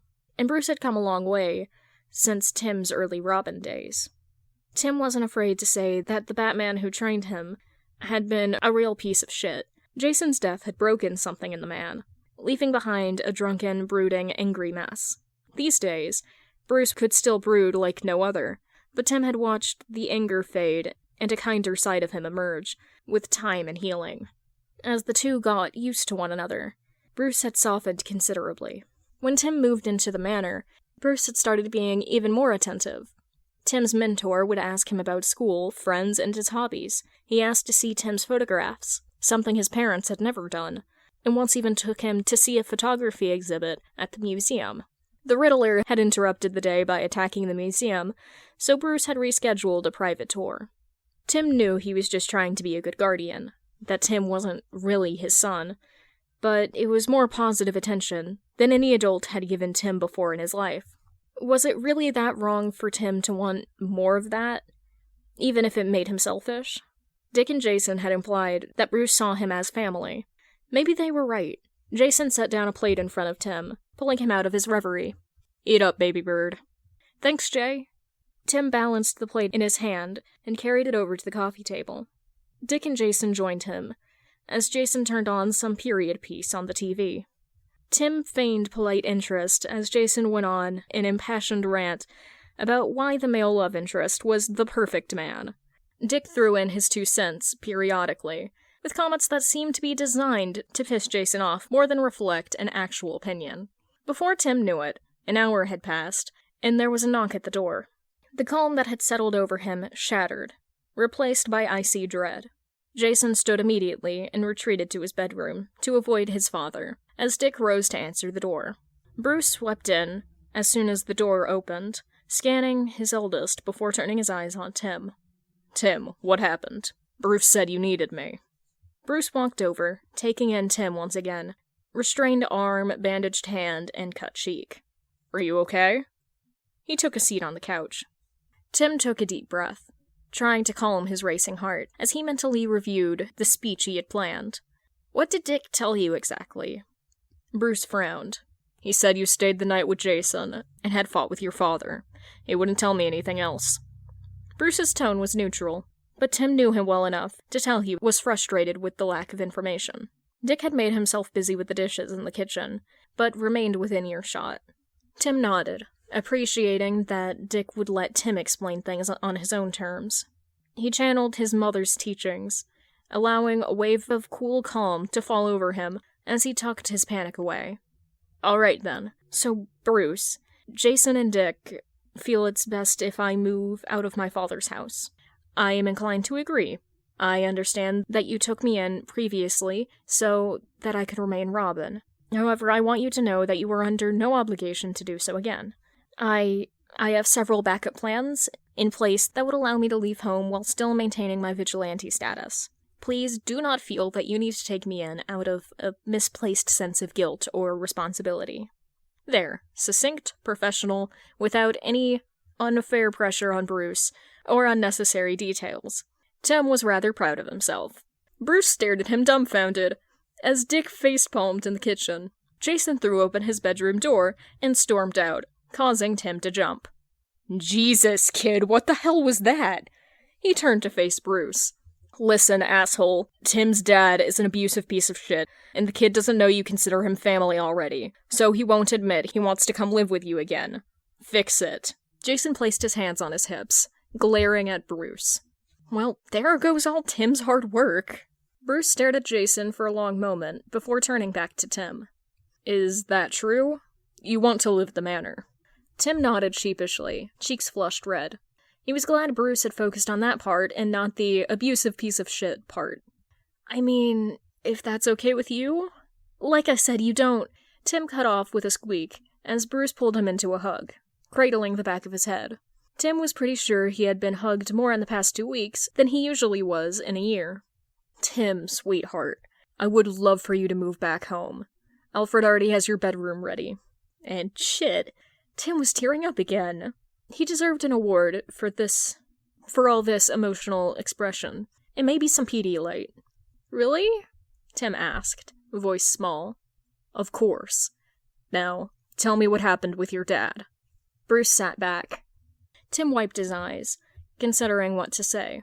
Once he told Bruce, there would be no turning back. Jason and Dick had believed him without hesitation, and he hoped Bruce would do the same. A small part of him worried Bruce would think he was overreacting. Hell, Tim still partially felt like he was overreacting.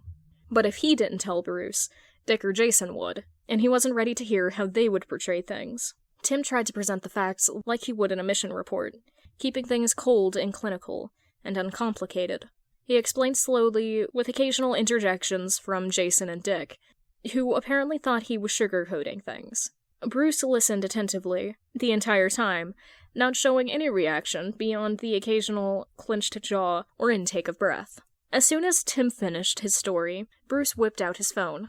I'll have custody by tomorrow, at the latest. Tim's muscles unclenched at Bruce's words. Bruce didn't question him. He believed him. Bruce would take care of things. Wait here with your brothers while I call my lawyer. Jason, could I use your room? As long as you don't mind the guns and weapons everywhere, Jason responded challengingly, crossing his arms and lifting his chin. It occurred to Tim that this was the first time he'd seen the two interact outside of costume. To Bruce's credit, he just nodded in acquiescence. Jason pointed at the door, and Bruce slipped out. Dick came and sat next to Tim again. Still worried he doesn't want you? Tim blushed and looked down, not responding. Bruce's response had been fairly clear. Dick pulled Tim into his side, pressing a kiss into his head. Why don't you go take a shower while Bruce makes his call? It'll make you feel better. Tim nodded in agreement. A shower sounded heavenly. His face was tacky from dried tears, and he had gotten sweaty running around the city last night. He shook his head for a moment. He stood and headed for Jason's small bathroom, grabbing a towel from the closet. Jason, can I borrow some clothes? Sure, kiddo. Jason ruffled Tim's hair as he passed. I'll leave something on the counter. Tim entered the bathroom, latching the door behind him. He turned on the shower and pulled out his phone, while he waited for the water to heat up. He should probably call Stephanie and apologize for last night. Maybe a gift card to Jitter's Coffee would help. His stomach dropped when he unlocked the screen. The first thing he saw was a text from Donna, asking how the rest of dinner went, and reminding him she was there if he wanted to talk. Tim made a mental note to text her back later, and offer some reassurance. He got the feeling Donna was getting frustrated with his dad's behavior. It was the other notifications that made him nervous. 10 missed calls from Dad showed up on his home screen, along with 5 voicemails. He stared at the screen for a long moment, finger hovering over the first voicemail. He wasn't sure if he wanted to hear it. The decision was made for him when his phone started buzzing in his hand. A familiar photo of him and his father at a baseball game filled the screen. Behind the name, Dad, in the picture, Jack had a grinning 9-year-old Tim hoisted up on his shoulders. Tim's father had his chin tilted up, looking up at his son with warm eyes. That had been a good day. Tim remembered that Jack had skipped an important meeting at DI just to take him to the game. Tim stared at the man in the picture. It wasn't an unfamiliar sight. Jack had looked at Tim like that, like he was his whole world, many times, especially when he was younger. Guilt sat heavy in his stomach as his mind once again flashed back to sitting with his father on the couch, hugging the man, as he promised not to leave. Jack's words echoed in his mind. If you weren't in my life, it would kill me. And now, what was Tim doing? He was leaving. And for what? A sore arm? He had had worse injuries on patrol. Hell, he had had worse injuries training with young Justice. Could he really do this to his dad? With numb fingers, Tim answered the phone. Chapter 11. Tim's hand was shaking as he raised his phone to his ear. Hello? Timothy, is that you? Jack sounded completely wrecked. Yes, Dad, it's me. Tim wished he had brought his water with him. Why was his throat so dry? Where on earth are you? Do you know how worried I've been? Tim leaned against the wall behind him, grateful for the sound of running water providing him with some privacy. I'm sorry. I didn't mean to make you worry. My 15-year-old son disappeared in the middle of the night. Of course I'm worried. The agitation in Jack's tone was increasing as his words picked up speed. You better be on your way home. How could you be so irresponsible? I nearly called the police. Jack's words reminded Tim of the conversation he'd overheard this morning. He tried to swallow past the glass in his throat. Dad, why did you tell Dick I had drugs in my room? The line went quiet for a long moment. Tim noted distantly that his heart had started pounding again. When Jack spoke, his voice was ice cold. Timothy, are you with the Waynes right now? Tim didn't respond to the question. He didn't know what to say. His silence only served to anger Jack further. How many times do I have to tell you? Tim jerked the phone away from his ear as his dad's voice increased in volume. They're not your family. I am, and I don't want you anywhere near them. Dad, you can't just expect me to cut them out of my life. Why couldn't his dad understand what the Waynes meant to him? Jack took a deep breath. His following words come out more softly. Do you really hate me so much, Timothy? Have I been such a bad father that you need to replace me? I'm trying, son. I really am. But we can't make this family work if you keep trying to force your way into another one. The words hit like a punch to the gut. I didn't... They just helped me with my arm, Dad. I didn't mean to... Jack cut him off. Oh, so you skip our family dinner to spend time with them, then pick a fight with me, only to go crying to them? What the hell are you trying to do, Timothy? Am I not good enough for you? You need to run off and play house with Brucey Wayne of all people. Tim tried to control his own volume, conscious of Jason and Dick in the other room. It wasn't like that, Dad. I was upset. Upset? How do you think I feel? Do you have any idea what the past year has been like for me? I woke up from a coma only to learn that my wife is dead and my son fucked off to join another family, just when I needed him the most.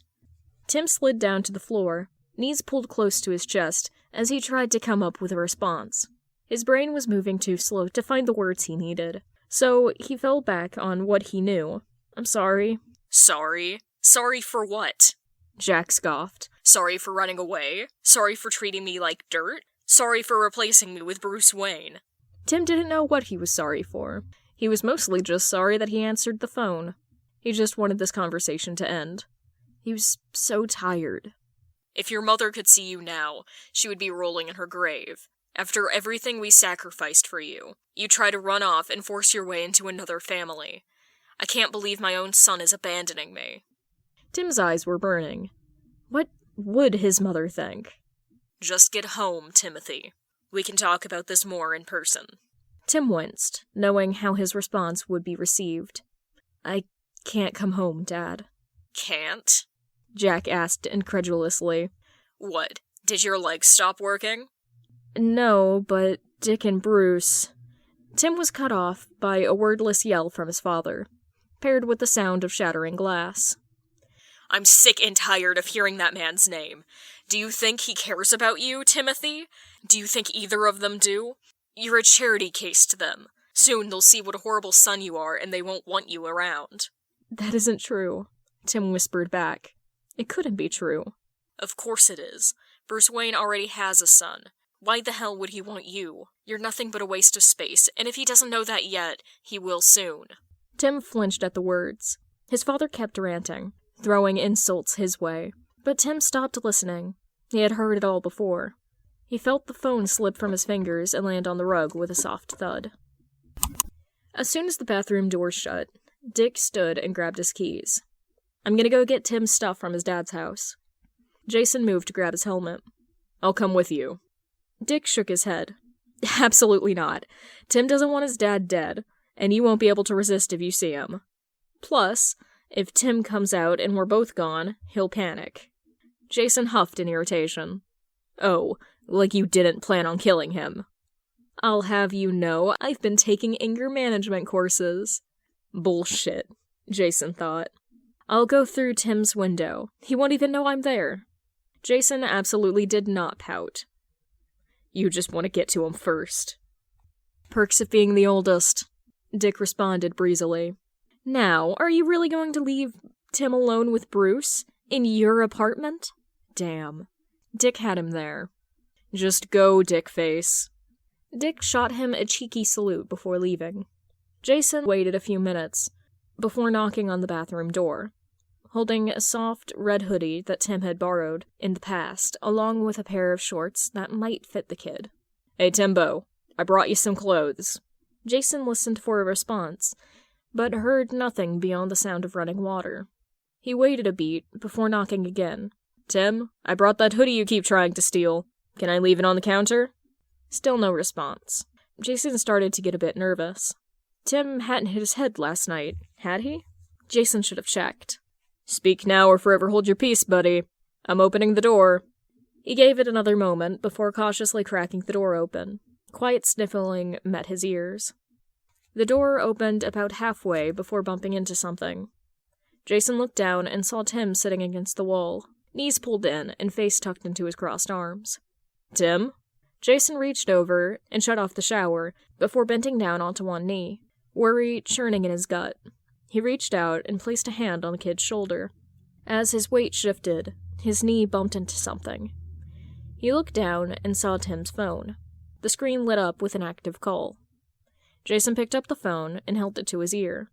The things he heard Jack Drake saying had him seeing red. It took all of Jason's willpower to hang up the phone and not go kick the man's ass immediately. The time for that would come. For now, he had a distraught teenager in front of him, and no Dick to help him deal with emotions. It was a tight squeeze, but Jason managed to sit down next to Tim and wrap an arm around him. Tim leaned into the embrace, his frame shaking lightly. Jason carefully tucked away his anger to be used at a later time. What happened, kid? Jason could guess, but wanted to give Tim the chance to tell him. Tim sniffed, but didn't raise his head. His voice was muffled by his arms. He called me to ask me to come home. Then he said I'm a waste of space, and that Bruce wouldn't want me around. Jason took a deep breath, careful not to jostle Tim's arm as he pulled him closer. He's wrong. He's so fucking wrong, Tim. Bruce wants you. That isn't ever gonna change. And if by some fucking chance it does, then you can come stay here. You're not going back there. Tim finally lifted his head, looking at Jason with wide eyes. Jason winced in sympathy at the red, raw skin around them. Do you mean that? He asked. Of course I do, Jason said without hesitation. We're brothers now, Timbers. You'll always have a place with me. Tim leaned his head against Jason's shoulder, some of the tension releasing from his frame. Thank you. Jason just gave him a gentle squeeze in response. He sat on the bathroom floor and held Tim until he stopped shaking, ignoring the way his bud fell asleep. Once Tim seemed to have calmed down, he spoke again. Do you want to try the shower again, or go lay down? Lay down, Tim responded immediately, wiping his eyes. I think if I try to shower, I'll fall asleep standing up. Jason laughed. He wouldn't put it past the kid. All right, then. He maneuvered up off the floor before helping Tim up. The two made their way out of the bathroom, just as Bruce was exiting Jason's bedroom. Jason tensed up at the sight of the man. Everything is taken care of, Bruce said, tucking his phone into his pocket. We can go back to the manor as soon as you're ready. He looked up, taking in Tim's exhausted stance and red eyes. Did something happen? His dad called, Jason answered, keeping his arm around Tim. Bruce scowled. I see. What did he say? Tim was leaning his weight into Jason more and more. I don't want to talk about it. Can we just go? Bruce's face softened as he looked at his youngest son. Of course.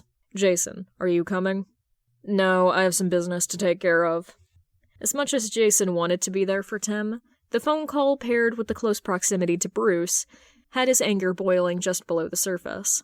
He needed to let it out, and didn't want that to happen with Tim around. Jason transferred Tim over to Bruce, the kid practically asleep on his feet. Jay? Tim caught his sleeve. Yeah, kiddo? Can I still borrow your hoodie? Jason gave a fox-exasperated sigh. Fine, as long as you promise to give it back. I promise, Tim said, like a liar. Jason handed the hoodie to Bruce, along with Tim's now powered-down phone, and walked them out.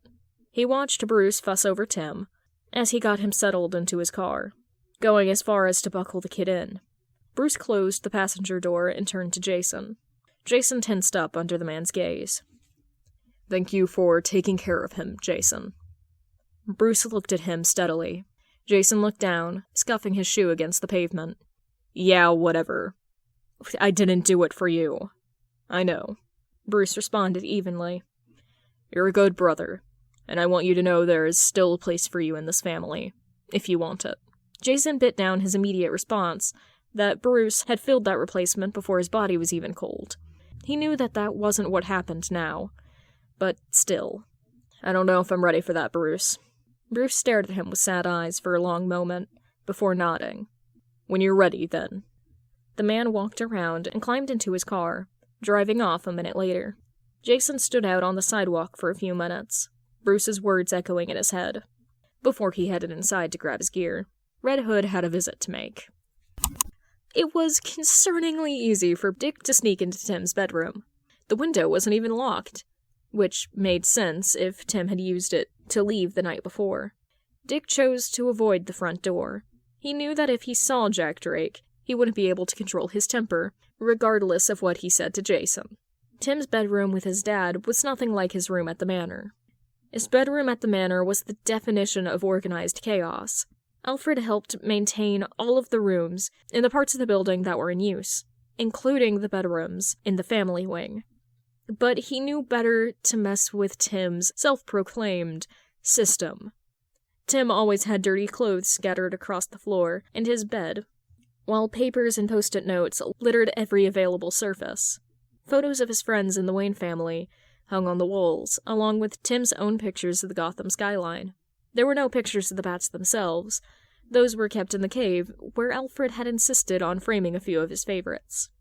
This room looked positively sterile in comparison. All of the laundry was neatly tucked away. A bookshelf against one wall held tasteful knickknacks, along with a set of classic novels that Dick knew Tim would never be interested in. An abstract, contemporary painting hung over the beige bedding. All in all, it looked like a well-decorated hotel room.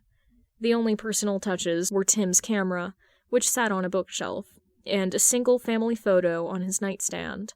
It was the same picture Tim had kept on his nightstand at the manor. The photograph featured a much younger Tim, standing stiffly in a formal suit, with his parents flanking him either side. Jack Drake's large hand on Tim's shoulder. All three of them had blank, empty smiles as they stared at the camera. Guilt ate away at Dick as he started packing. How many times had he thought something was wrong with Tim? How many times had he brushed it off? He was a detective. He knew to trust his instincts in these situations. And his instincts told him that Jack Drake was bad news since the day they first met. It didn't take long for Dick to pack. Tim already had clothes at the manor, and anything else he needed would be purchased by Bruce, along with plenty of things he didn't need. Dick made sure to be careful to place Tim's camera in its case.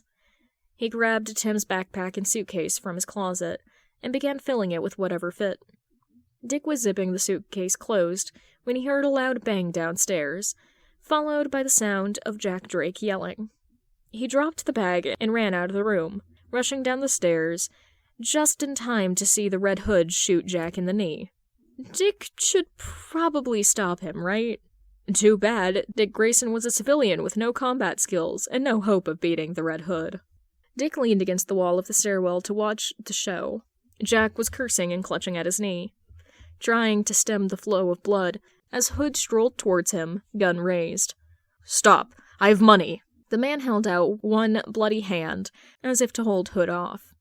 Red Hood scoffed, the noise warped by the vocal modulator in his helmet. "I don't give a shit about money. Do you know who I am?" He grabbed Jack's outstretched arm, twisting it hard to the side, until a loud pop echoed through the room. Jack screamed, clutching his shoulder, as Hood dropped him. Jack's lip quivered as he looked around the room frantically. He caught sight of Dick. "Richard! Great! Thank God! Call the police!" Dick stepped forward, hands raised. "Gosh, I would, Jack, but the darndest thing happened the other day. I accidentally dropped my phone in the garbage disposal. Can you believe it?" Jack stared at him with wide eyes, mouth opening and closing as he struggled for a response. "Well, Hood grabbed the man by his collar, shaking him to regain his attention. I asked you a question. Do you know who I am? You're the Red Hood. Jack was nearly sobbing by now. Please, why are you doing this? So you know who I am? Red Hood crouched down, punching Jack in the nose. It started gushing blood. Do you know my one rule? Jack shook his head, big tears rolling down his cheeks. Don't hurt kids. Hood pistol-whipped the man, releasing his collar and letting him collapse to the floor. Jack lay in a puddle of his own blood, moaning pathetically. Red Hood kicked him in the gut before making his way over to Dick. You're coming with me. We'll see what Bruce Wayne is willing to pay. He grabbed Dick by the arm, pulling him through the kitchen and out the back door. As soon as they were outside, he released him. So, you think he'll live? Dick asked lightly. Red Hood shrugged, putting his handgun back in his side holster. Sure, as long as he calls an ambulance soon. Shouldn't be too hard. I left his phone in the kitchen. Neighbors probably heard the gunshots, Dick pointed out. Then we should probably get going. You get Timmy's stuff? Hood asked. Dick groaned. Fuck, I left it upstairs. I'll have to go back. Idiot. Hood smacked him lightly on the back of his head. You can't go back in there. I just kidnapped you. Dick looked up at Tim's still open window, sighing loudly as sirens began sounding in the distance. Give me 2 minutes. An hour later, Dick walked into the family room of the manor, Tim's suitcase and backpack in hand. Bruce looked up at him from his seat on the couch. Tim's head pillowed in his lap as the boy snored softly. Dick, why did I just get a call from Commissioner Gordon saying that you were abducted by the Red Hood? Jason strolled in behind Dick, grinning widely. Pay up, old man. Ransom set for $500,000. Notes. And they all lived happily ever after. Finally, Jack got his ass handed to him. As for what happens next, that's up to you all. I have some ideas in mind, but nothing that is ready to be shared. As for now, that's a wrap, folks. I can't believe I made it. I'm so sad to be done with this work. Thank you all from the bottom of my heart for all the love and support this story has received. Every comment and kudos has meant the world to me. Writing these characters was a chance for me to grow as an author, while exploring my own identity and hearing what the story meant to other people. It's been such an honor. I have some more story ideas cooking for this fandom, and I will hopefully be sharing more in the future. Thank you all again for taking the time to read. Vicky Vale knows my identity. Should I lobotomize her? Chat, am I a good boy? Because he's a freak. Not the good kind of freak. Who the fuck does that? Yep, I have her. I've captured her. Is she gonna chill out now? Jack is his usual charming self, isn't he just? He's such a little bastard. I love him.